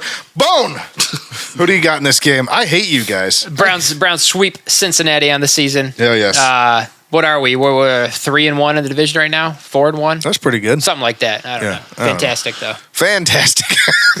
And then we've got week 17 at home versus Miami. Kenny, who you got? Week 19 versus Miami at home. This Miami team is pretty good. If Hot Tua is still on both feet at this point in the season, I think Miami probably beats us in this game. Oh wow! Unfortunately, I think you're dead wrong because if you don't. If you don't remember last year, they had a big game towards the end of the season against Kansas City. in Kansas City. I think it was a playoff game, actually. I think they were too cold. And they were too cold. Miami is terrible. Do you remember the week before that? They were in Buffalo. There was like 10 feet of snow, and it was too cold for the people to go to the game, and they won that one. I don't care. Revisionist history. Yeah, exactly. But on your part, I don't Dolphins think, actually, like, if you look at their record, historically play really well in the cold weather. well, I don't think they're going to play well in this cold weather. And I got the Browns winning. Bone, who you got? The Browns. The Browns are going to win. He's got no good Our argument. defense is just still good. They're still good, and they're going to win. All right, and then the final week of the season, Week 18 at Baltimore. I'm sure this, if we're in any sort of playoff hunt, this is going to be flexed to a primetime game. But right now, it's TBD. Kenny, who you got? TBD. Can't decide. Can't tell you right now. I'll have to tell you in week 17. No, look, I don't even know what my record prediction's at right now, but I think that this game probably comes down to who wins the AFC North. And I think the Browns eke out their first division crown in 30 some odd years. Not at the record that you just gave them. I have Baltimore winning this one, and just a down note to end the season, but I don't think it matters. I think we still win the division, but I think we lose this final game. Bone, who you got? I'm going to go with Browns win. Big year in the division. I think I only have them losing one time, so they split the season with Baltimore, but we win this one. Nice. And so, with that, with Kenny, somehow, I just want to say he has the Browns winning the division at 9-8. It's going to be a tough, tight division. So, I have the Browns going, but it's tight. I have the Browns going 12-5 and winning the division. Browns win the division at 9-8. I didn't see that coming. You're talking about the toughest division in football. Yeah, but I don't think somebody with 9-8 record is going to win still. Bone.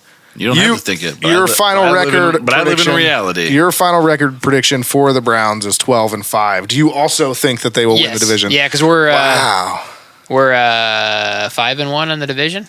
Yeah. Does that sound right? Is that how many games we play? Here's the bottom line. All of Burning River Sportscast thinks the Browns are going to win the division. Kenny somehow thinks they're going to do it at 9-8. But the bottom line is they're going to win the division. So I'm pretty excited about this. This is going to be a good year. I like it. I like it a lot. Can you imagine we get to week 19 and all the teams are tied at 8-8 and it's just for all the marbles, the Browns versus the Ravens? Ooh, that would be exciting. That's going to be wild. It's going to be wild. DTR starts and Ronnie is just hard the whole time. I'm not in love with DTR. I don't know what's happening. But with that, let's go ahead and we're going to bring in a friend of the show, our defensive correspondent, and just an all-around good guy, former Browns defensive tackle, John Hughes. Friend of the show.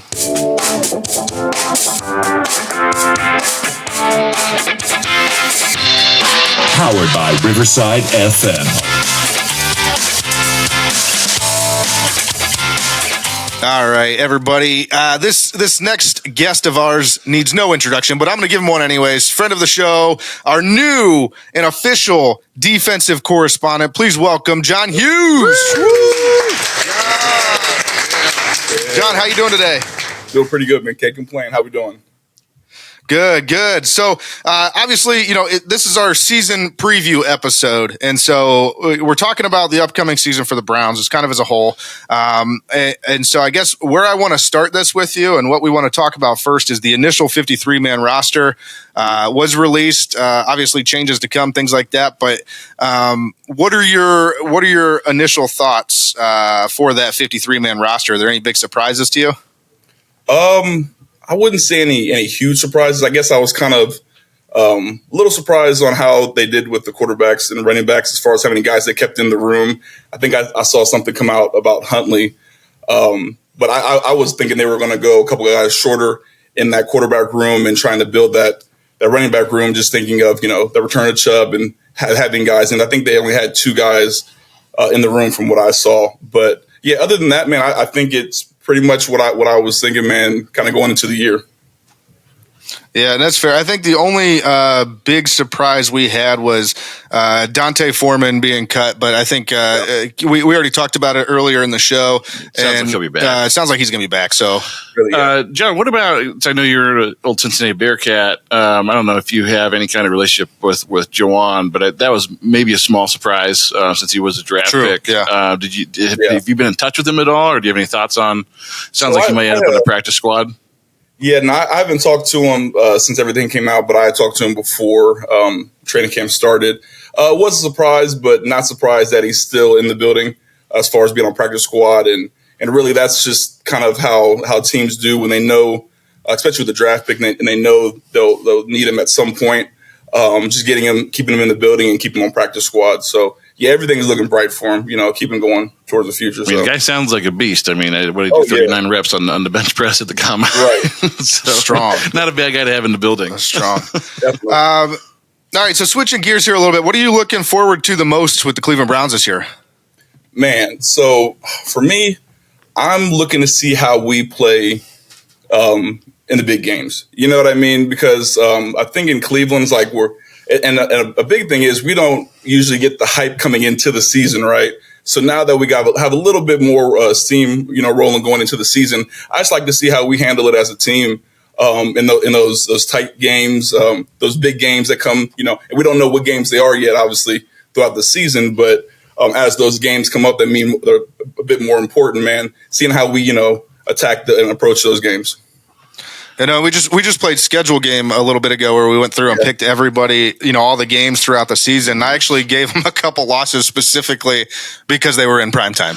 So, and they definitely have some marquee matchups on that roster. I mean, you get Kansas City late in the year, Miami late in the year. I mean, plus all your division games are against good teams. I mean, at this point, everybody in the division is tough. So, yeah, and when you talk about primetime games too, as far as just your rhythm, your routine getting thrown off. Say you're playing a Thursday night game, right?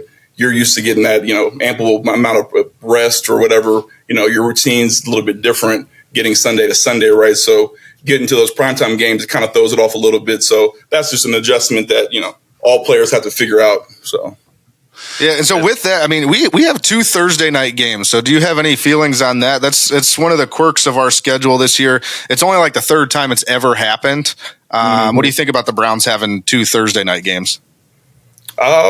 Me personally, I enjoy Thursday night games. I think when during the season they're played too, because like we were talking about earlier, depending on how the season's going, those big games, it's fun playing prime time and the games mean something, right? Like the last thing guys want to tune into at the end of the season is a Thursday game that nobody's really, competing for a playoff spot or whatever. So the more exciting that game is, the bigger it's going to be. And I think, that's what everybody wants to see. Yeah, I think the one other weird quirk in that schedule is late in the season where we have the Thursday night matchup, and then you have the following Monday night in Denver. So you're taking it's like almost like the mini bye from Thursday night, but then you're going on the road to play at Mile High. Seems like that might be a difficult stretch for them. Yeah. So that trip to Mile High would be a little bit of an adjustment. I remember when we would go out to Denver and play, and just the altitude change. Going out there a couple of days before, trying to get used to it. It's really something you have to take into factor when you're going into playing a game in Denver. So, well, we were even just talking about just with the time change, right? Like because it's a prime time game, you figure that game's going off at 8:30 or so Eastern time.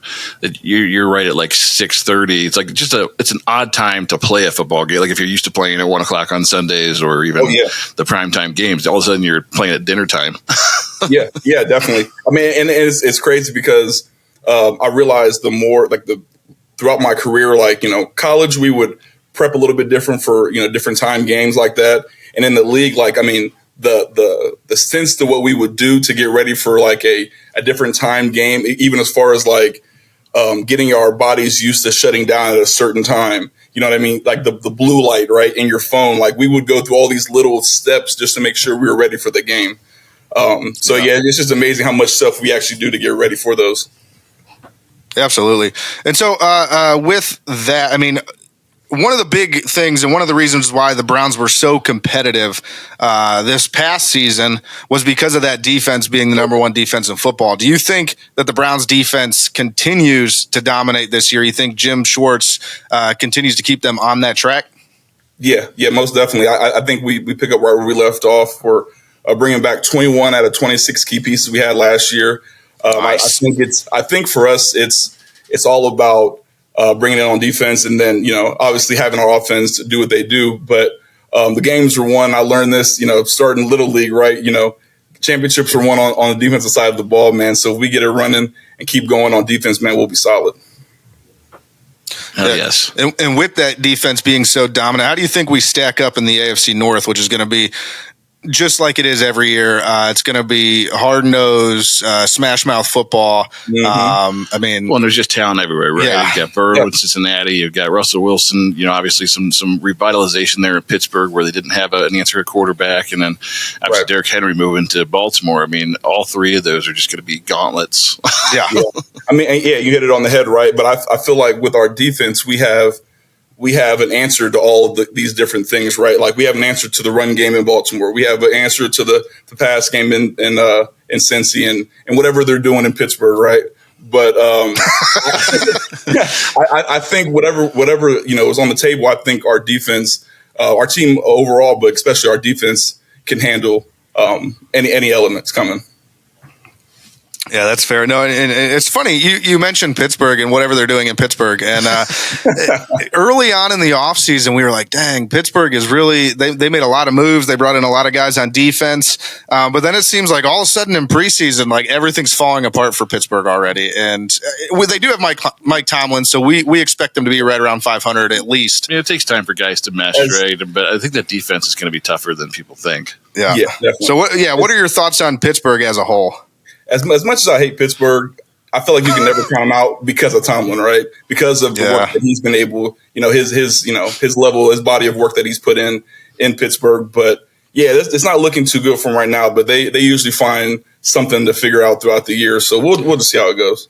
And you don't even have to look that far. You look to last season; like their team wasn't that great, but somehow they ended up winning. What did they win? 10 games last year. So, games, yeah. The thing that we recently had just talked about Pittsburgh, like just the remarkable stability that's there when you think about just from the head coaching position. You had Tomlin, Cowher, and then before that, Chuck Noll for like ever.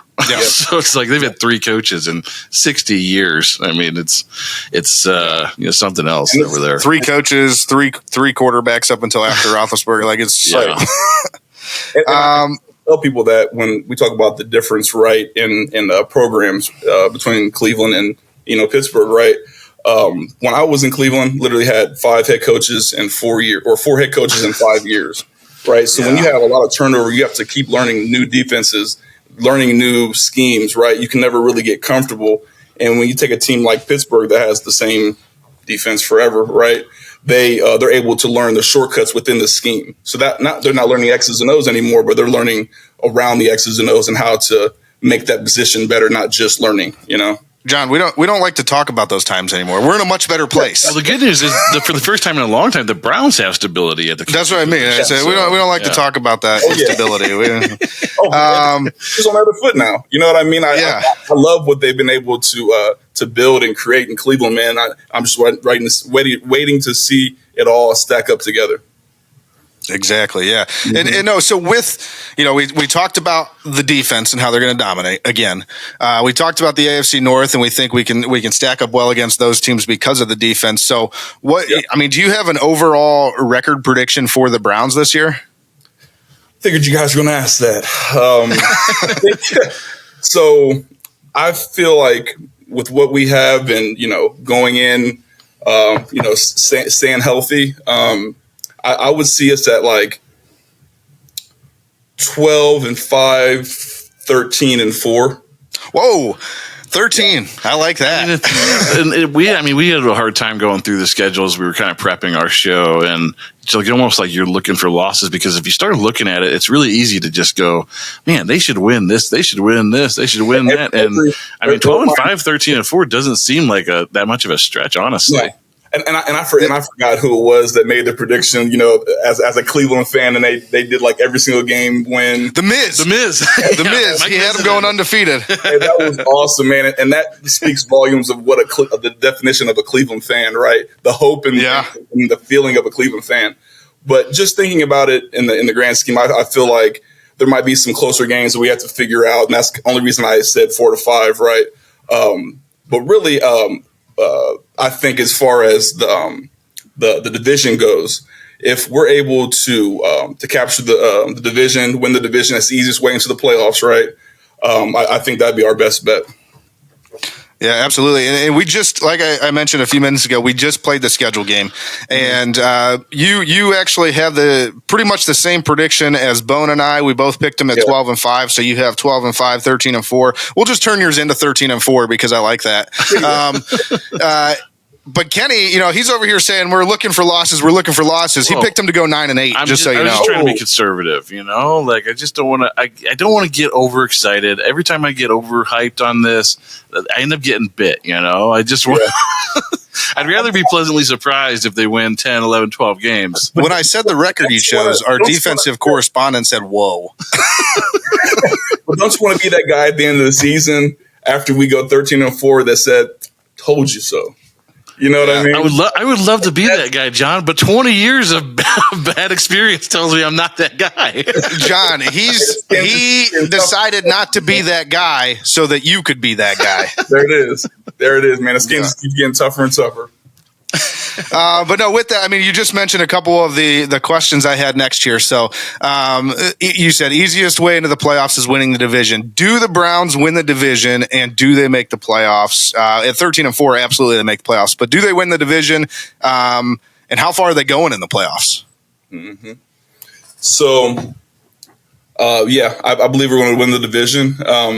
As far as the playoffs, I mean, it's really hard to tell, man. I mean, it's just about it's where we're at as a team going into the playoffs, right? Because we've all seen those playoff teams that sneak in, and then got teams that are rolling in December, right? We want to be that team that's rolling in December, just knocking off wins. Like, you know, in December you're not losing games, right? You're really getting primed for the playoffs.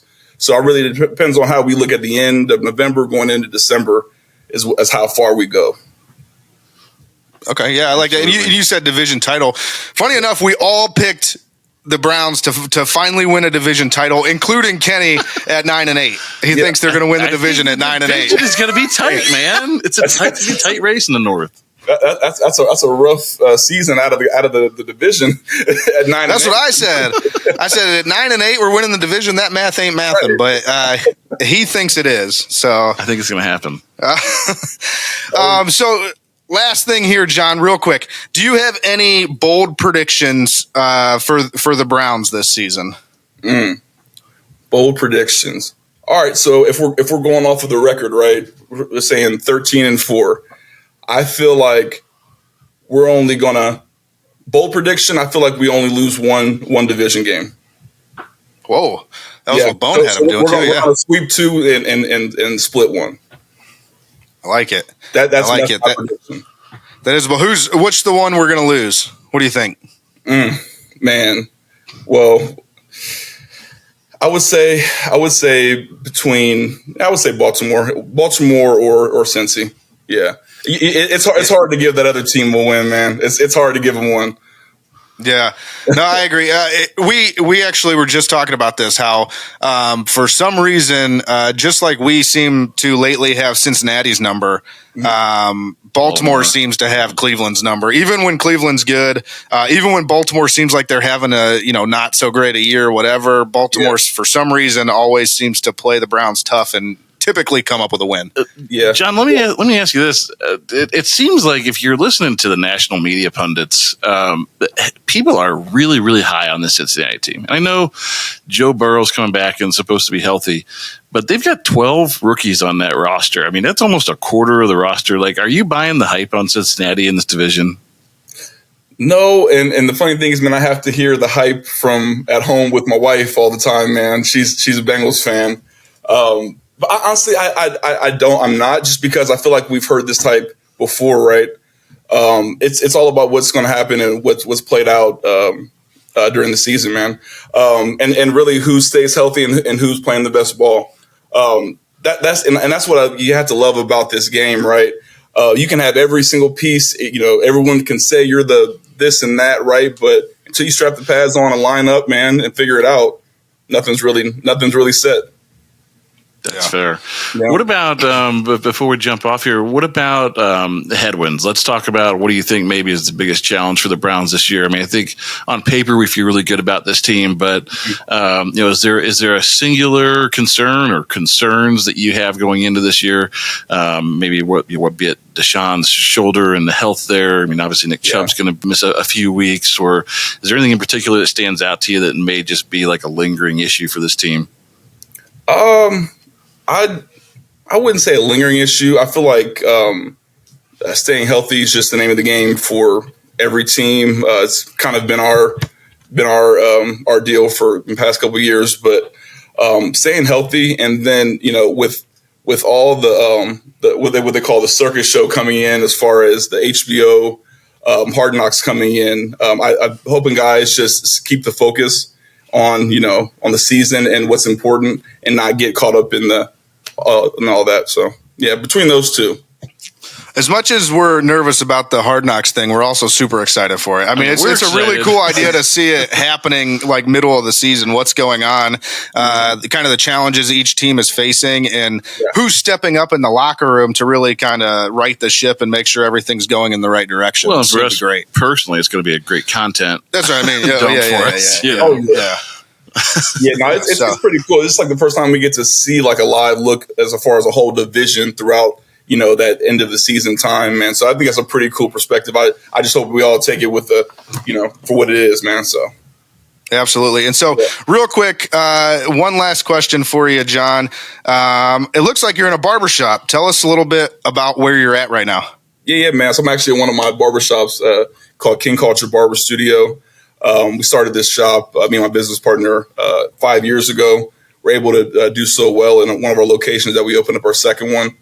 And really, we cater to all textures of hair, right? Straight, curly, whatever it is.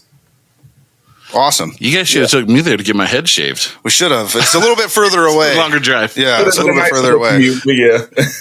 Yeah. John, I think actually since the last time we talked, this is the first time you're seeing our new studio. What do you think of our new digs? Oh, I'm loving it, man. It's looking really nice.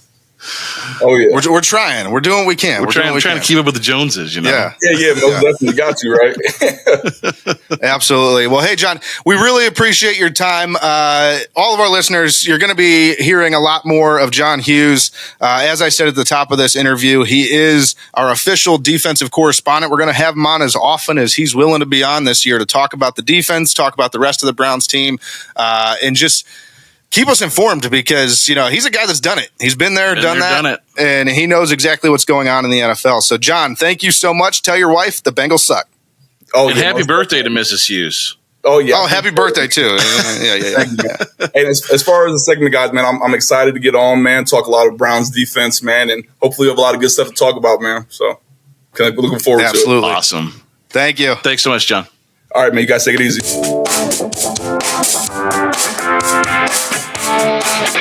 Powered by Riverside FM.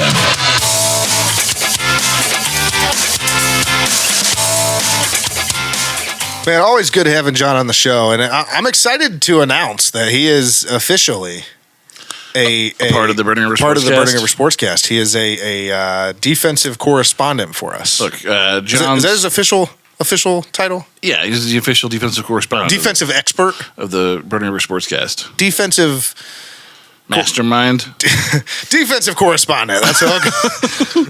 But yeah, good having John on. We love John. We love John. We love John. No one's in sync, but we still love John. We love John. But with that, let's go ahead. Do you guys? I think we should do some bold predictions for the season for the Browns. Just to wrap this up. Yeah. Wrap up our season predictions. Yeah. 3 big bold ideas. Let's do it. This year's Cleveland Browns bold predictions.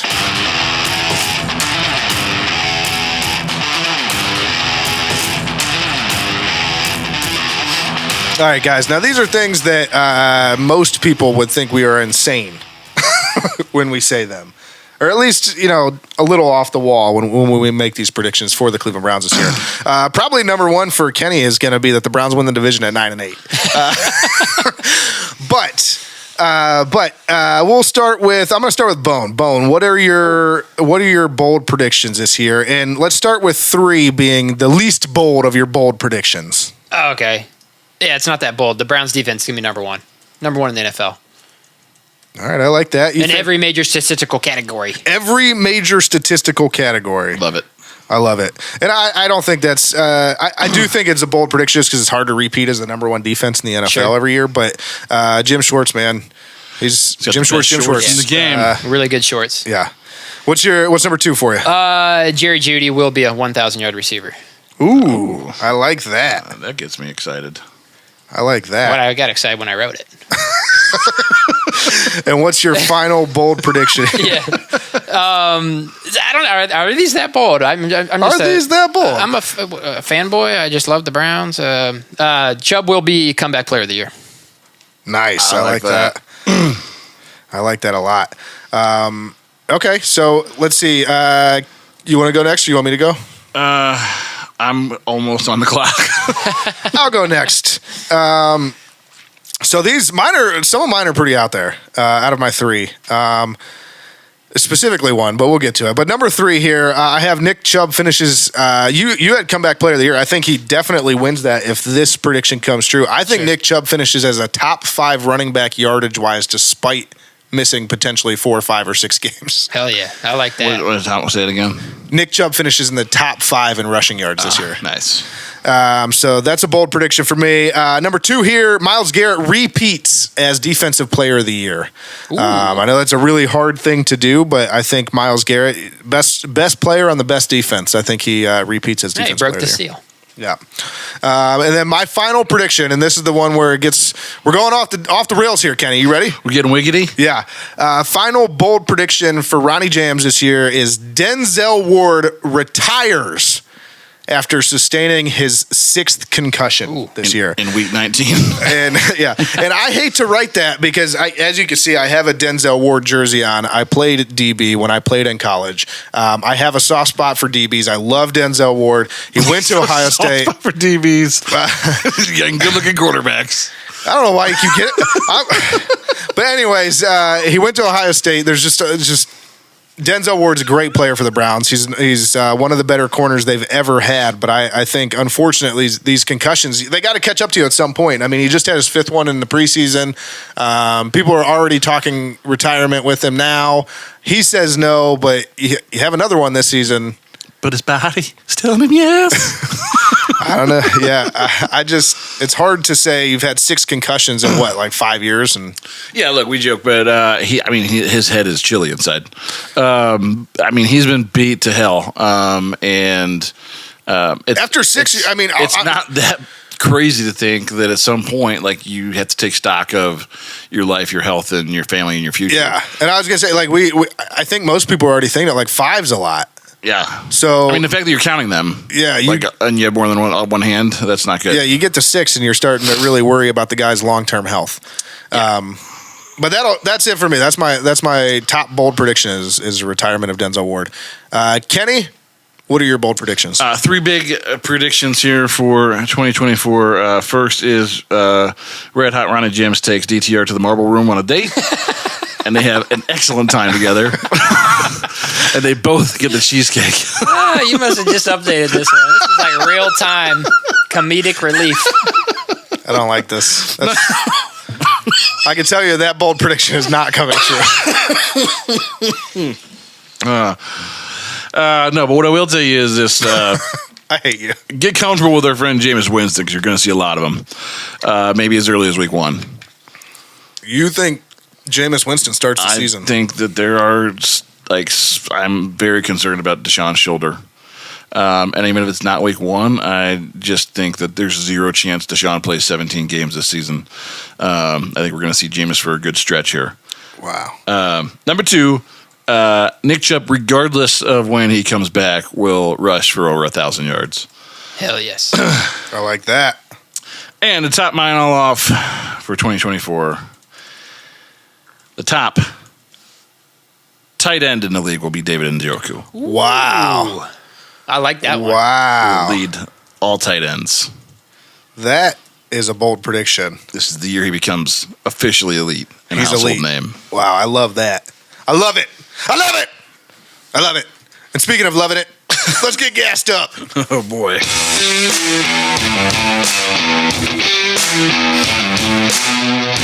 All right, so as everybody knows by now, Gassed Up is the segment where we like to vent about what's pissing us off or talk to you guys about what's getting us real excited. So I will start this week because it's something that every time it happens, it pisses me off more and more. And that's technology malfunctioning. And I'm talking like you buy like a new computer, a new smartphone, a new, like anything that's just a modern piece of technology. Nowadays, we're very spoiled. I understand that. But things are just supposed to work, right? They have like certain functions they're supposed to. Well, I'm not allowed to talk because somebody's having a fantasy football I literally draft. turned it off before you started talking. But yeah, so anything that you have that is supposed to That was perform technology malfunction. yeah, basic functions that you expect it to do every single time, and then they start not working. Like for example, like every once in a while, your phone goes through that thing where it's like you can't make outgoing calls. You got to completely restart it. It's like, what? Why? My wife's had to call me like 3 times on the way home in the last like 4 days. Like she's like, Why aren't you receiving calls? Every time we first answer, we can't hear each other. Yeah. So those types of things just piss me off. I mean, another one is like when your Echo decides it can't hear anything you're saying ever. Like the thing listens to me all day long, but apparently it can't hear what I'm trying to tell it right now. There's just a number of them. Just it's stupid. Why do I have to restart my computer every day? Have you tried restarting? Yes, I have. Fuck you. Wow. I don't know. Can you guys? I'm going to start getting really gassed up if I keep talking about technology because it just pisses me off. It just never works the way it should. And it's always frustrating. Fair enough. You want a piece of all the action. Kenny, what's getting you gassed up? Fucking technology. I hate it. Sorry. I got gassed up yesterday. About what? And I started going at it with an internet troll. On what? About what? There was an article written about a gentleman who had showed up at a golf course, and he wasn't dressed like a bum or anything, but he had like an Abercrombie polo on. And the starter asked him if he had another shirt because they only allow shirts with golf logos on them. What? And this guy was like in the comment section like, well, I'm a traditionalist, and that's just how it should be. People should respect the etiquette and the rules of the game. None of this blaring music and blah blah blah. And I was like, you, sir, are the gatekeeper that is causing golf courses around us to close every year. Yeah, you're absolutely. the type of person who is keeping people away. And for anybody that doesn't know, like that's Ryan and I got our start. Like our first big board jobs was as golf professionals. So soft spot in my heart for golf. Absolutely. And we were brought up the way we were brought up to be golf professionals. Like it was very much stressed like the traditional manner. Like we had to. We're talking about a school that we went to that. You missed 3 days. You were late 3 times and you were kicked out of the class. You had to be like, properly dressed at all times. And like in theory, it's like I almost agree. Like I'm more of a traditionalist. Like I'm more on this guy's side in terms of like But to me, it's not like we should be exclusionary of people who have either different dress or don't tuck their shirt in, or we should be inclusive of those things, and we should try and help them and teach them etiquette and things so they know better the next time. But it shouldn't ever be, well, you can't golf here because, or we don't want your money because. Especially because it sounds like just the way you're telling the story, it sounds like it was probably some sort of public course. It's not like it was a fully private course where memberships. He did say it was a private course, but regardless, like. That type of the absolute snooty traditionalist is literally why golf courses all around us don't have anybody playing it because people are afraid. It's an expensive game to get involved in. It's a difficult game to get involved in. It's intimidating. They all intimidate it's intimidating. you. Yeah. So when you show up somewhere and give them your money and they tell you they don't want it because your shirt is wrong, like that just to me is asinine. Like it's just bad business is the thing. Yeah. And I'm like, I'm speaking it from this position of a person who actually has like one of the few people probably in the world that has a degree in golf complex management and operations. And there's some Yahoo on the internet like, well, he shouldn't have been allowed to play. I'm like, you're just an idiot. You're one of the dumbest people that's ever opened your mouth on this planet Earth. Yeah, that's like the same thing as I'll give a shout out here. That's like the same thing as the golf course in Cuyahoga Falls when I was, we were talking about giving our wives lessons, and they told us you're not allowed to give any lessons on this driving range no matter what. Yeah. Like you're going to tell me I can't teach my wife? I'm trying to help people come into this game of golf and spend more money in your facility. Right. And you don't want us to help They had no idea that your golf course even existed until I brought them here. Right.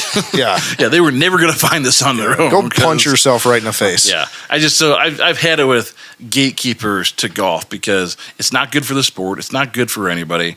Like, we should be encouraging, for a game that we all love, we should be encouraging as many people to get out and try it and get lessons and learn to play. And you learn some of those etiquette things along the way, and you can choose. There's etiquette in terms of like, should you dress nice and act a certain way? And then there's etiquette like, should you repair your ball marks and your divots? I would much rather a guy in an untucked shirt with his hat on backwards and his music playing, filling his divots and fixing his ball marks than worrying about tucking his damn shirt in. Right. I agree. You can't... Like, pick your battles. Yeah. Like, grow the game and bring people in that are going to treat it the right way. And, like, at a certain point, I just realized, like, this is just an internet troll because, like, he just kept coming. He was like, well, you just think the game, you're entitled to. And I was like, look, like. I won't even go there. Yeah. You think you're entitled. Right. Yeah. So I had it with him. He's a lower thinking, a lower being, probably from Cincinnati, Kentucky. Just not even fit to be a human. Yeah. Bone, anything getting you gassed up? Oh, honestly, he's probably one of these people I'm about to talk about. Bone's been gassed up these last 2 weeks. I like it. Yeah. What do you got for us? Well, this one in particular happened to me today. So we have 3 restrooms in my workplace. Okay. I work with all males. This is going in a weird direction, but I like it. 25 different males sharing 3 stalls. Morning dumps, whatever it's going to be. You go in there, and there's butthole hairs sprinkled on the rim of the toilet seat. Nobody in their right mind thinks to turn around and wipe the seat off after they're done. They're like, oh, I cleaned, I flushed. But what about all those little hairs you left sitting on the seat? Damn butthole hairs. It is just annoying. Clean up after yourself. Yeah. So that's really about it. But just these are people, your coworkers that have to use this toilet as well. There's no respect out there for anybody but themselves. Yeah. Yeah. We've literally found shit on like the side of the tank. Like somebody put poop on their hand, like missed the toilet paper and touched with the flusher, and then got poop on the side right under it. And they just left it there. That might be the most disgusting story I've ever heard. Yeah. Absolute animals. I mean, it's allowed on this podcast, but it's just like... Bone's workplace is full of people have clogged mind you, there's 3 of these. We work with 25 people. They've clogged the toilet, left it for somebody else to unclog it. That's like the most feminine thing I could ever think of.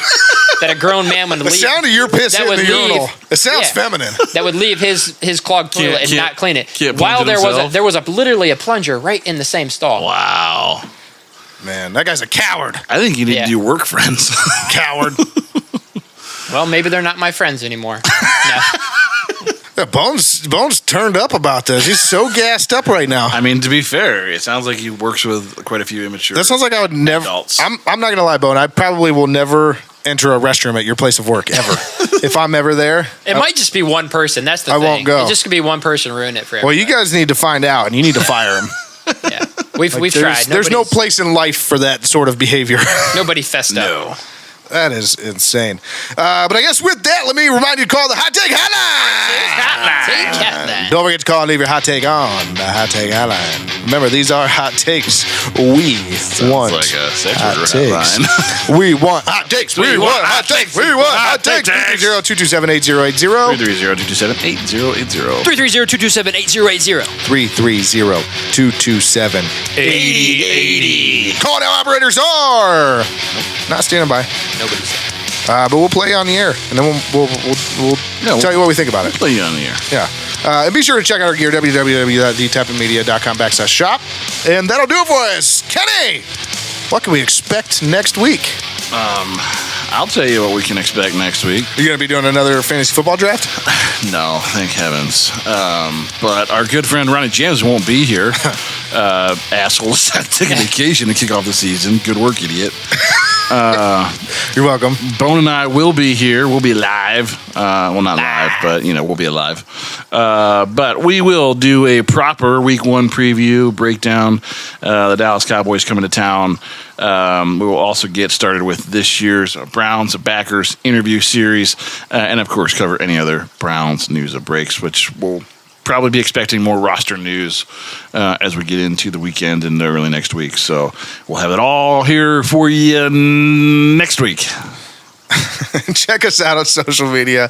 Tappin' Media is on Facebook, Twitter, and Instagram at The Tappin' Media. And Burning River Sportscast, that's this podcast, is on Facebook, Instagram, TikTok, and YouTube at Burning River Sportscast, on X at Burning River Pod. You can find our podcast wherever you get your podcasts. We're talking Apple Podcasts, Spotify, YouTube Music, Amazon Music, Stitcher, Pandora, iHeartRadio, Podcast, Castro, Good Pods, and so many more. You know what it takes to Kenny? Facts for days.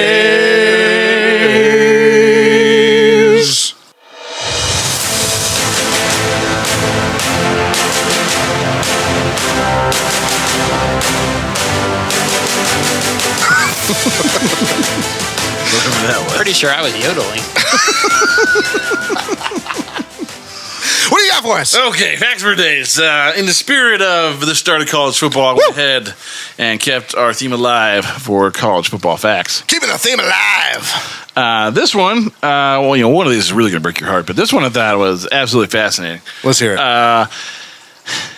The year was 1905. Good year. Not really. Not good year. Bad year. In fact, in 1905, 18 football players were killed in college football. Dang. That's not good. Columbia suspended its team because of the deaths and even required the President Theodore Roosevelt, to get involved. The Chicago Tribune reportedly published a headline that year titled, "Football Year's Death Harvest." So public opinion That sounds dark. was highly skeptical of the future of college football. Oh, dang. What year is this? 1905. Ah, okay. And there were another 140 or so injured. The dark days of college football. Gravely injured. However, Teddy Roosevelt was a huge fan of American football. Good choice, Teddy. And when his son, Teddy Jr. I got Teddy Roosevelt right as a question of one of your recent facts for days. Yes, you did. Yes, because he owned a hyena as a pet. And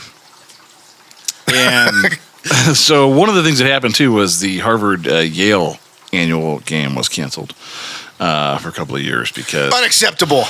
it was dangerous. And when Teddy Jr., President Roosevelt's son, joined the Harvard freshman team and began to receive his own injuries playing the sport that Roosevelt loved, he decided to call in representatives from top football schools to figure out how to make the game more suitable and less violent. So reportedly, as he was negotiating the end of the Russo-Japanese War, he also led a team to change the rules of football, things like making a first down 10 yards instead of 5. It's only 5 yards? The addition of... What a wild game. Well, because at this point in football, there had never been a forward pass thrown. So it was more like a rugby, right? You just scrum and beat each other to death. Actual combat. I mean, that's what we fell in love with, The addition of the forward pass, so teams can move the ball downfield without shoving each other as much as they used to. And a neutral zone authorized between offense and defense. So anyway, these things did, in fact, help make the sport much safer. And while it wasn't totally safe, this did lead to significant decline in deaths and injuries. So Who knew? The fact is 18 people died in 1905. And Well, that's bad. 1906, nobody died because President Roosevelt stepped in and saved the game of football. Teddy Roosevelt, man. He owned a hyena. He saved football. He started the income tax. Well, he at least pitched the first income tax with a dick. He was a big regulator, man. He was a big progressive, big government guy. Taxation is theft. I think he had the first version of the EPA and the FDA. A bunch of junk we don't need. Anyways. Don't get Kenny started on government regulation. Number 2. Jokes. A typical Nebraska Cornhuskers football game attracts 85,000 people. Okay. It's Yeah. a nice crowd. Yeah. Not bad. Making It's not Ohio State, but it's not bad. the stadium more populous than Nebraska's third largest city, Grand Marshall, which has a population of just under 50,000. Not even just a little bit more popular, like so much more populous. What are they inviting the whole state Apparently, they all go there. every week? Yeah, That's wild. absolutely. What? Nebraska's wild, man. You blew my mind. And number 3. Number 3. It's probably something bad about Ohio State. Go on. Since 1879, college football's been being played. Yes. Which team has the most total wins? Probably the team up north. All of college football. Probably that team up north because they've been playing from the beginning. Michigan is the number 1 team in college football wins in the history of the sport with 1,004 wins. Who's second? Not Ohio State. Alabama at 965. Who's third? The Ohio State University, 964. Oh. So the unfortunate thing is that even if Ohio State were to continue to dominate Michigan for the next 3 decades, they probably still aren't going to overtake them anytime soon because how many more games a year do you win than Michigan? 2, 3? To be fair, I bet if you looked at average wins per year, Ohio State's is probably either the same or better because Michigan, they were one of the first college football teams. That wasn't the stat that I brought for Facts for Days. It was most college wins of all time. Well, that's fair. Just accept it. Just accept it. Listen, we don't give a damn for the whole state of Michigan. We do not give a damn for the whole state of Michigan at all. No. But that was Facts for Days, John. What do you think about that, Bob? They're good facts. Bon appetit. Don't just be a part of the problem, be the whole damn problem. And only you can prevent river fires. Burning River Sportscast! Burning River Sportscast. It's the Burning River Sportscast, guys. Sportscast. It's the Burning River Sportscast. Neighborhood-friendly Burning River Sportscast. Burning River Sportscast. It's the Burning River. Closing time. One last call for alcohol. So finish your whiskey or beer. Closing time. Closing time. One last call for alcohol. You don't have to go home, but you can stay here. But you can't I know. stay. I know who I want to take me home. I know. Burning River. Burning River. It's the Burning River Sportscast. Burning River. Good night, Cleveland. Quiet on set. Row, row, row your boat gently down the stream.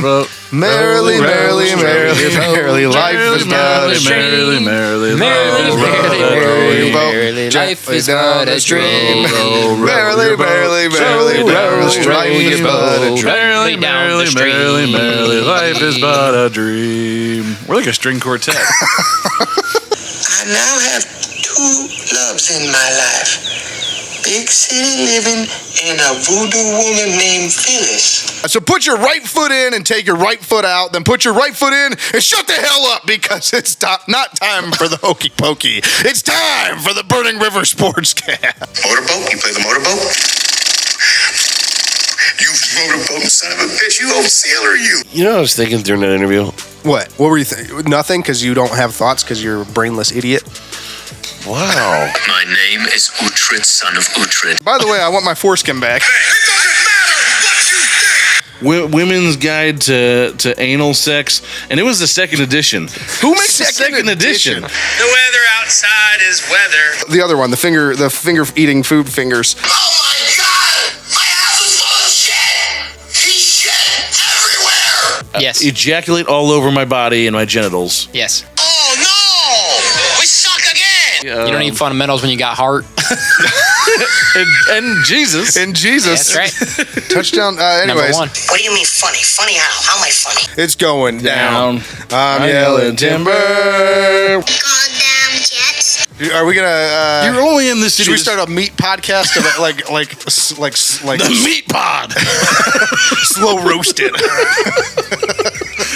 The leads are weak. The leads are weak. Fucking leads are weak. You're weak. That we should send a team of oil core drillers a la Armageddon to Mars to have them access the newly discovered reservoirs of water trapped 7 to 12 miles under the surface that, when released, will cover the entirety of everything on the planet, less than a mile high. All I do is win, no matter what. Erroneous. Erroneous on both counts. Oh, Lord. I mean, last year when I won and went home, my wife's pants hit the ground. Wow. But damn, Well, I'm sorry, I hijacked your segment for a second to do some good podcasting. You know why, mister? Because you drove a Hyundai to get here tonight. I drove an $80,000 BMW. That's my name. I think we've officially lost all of our more conservative viewers. So I don't think they want to listen any longer. This is just happened? it's Mother Nature. I live my life a quarter mile at a time. Where's Logo Girl when you need her? I desperately want to make love to It's cheese. We Girl. need Cheese Girl now. Down goes Anderson! Down goes Anderson! Who's canceled now? Who's canceled now? Probably me. You making fun of fat people? I'm not. Just you. We're a whole race, basically. No way. You just finger bang their salad. What? You first get shocked, and then you get the shocker. Hey, you like to see homos naked? That's cool, man. Whatever. No. Most people, they're driving along and they're in between meals. They're like, I'm a little hungry. I'm going to have a granola bar. And he's like, I need a cheeseburger. Are you not entertained? Are you not entertained? Is this not why you were here?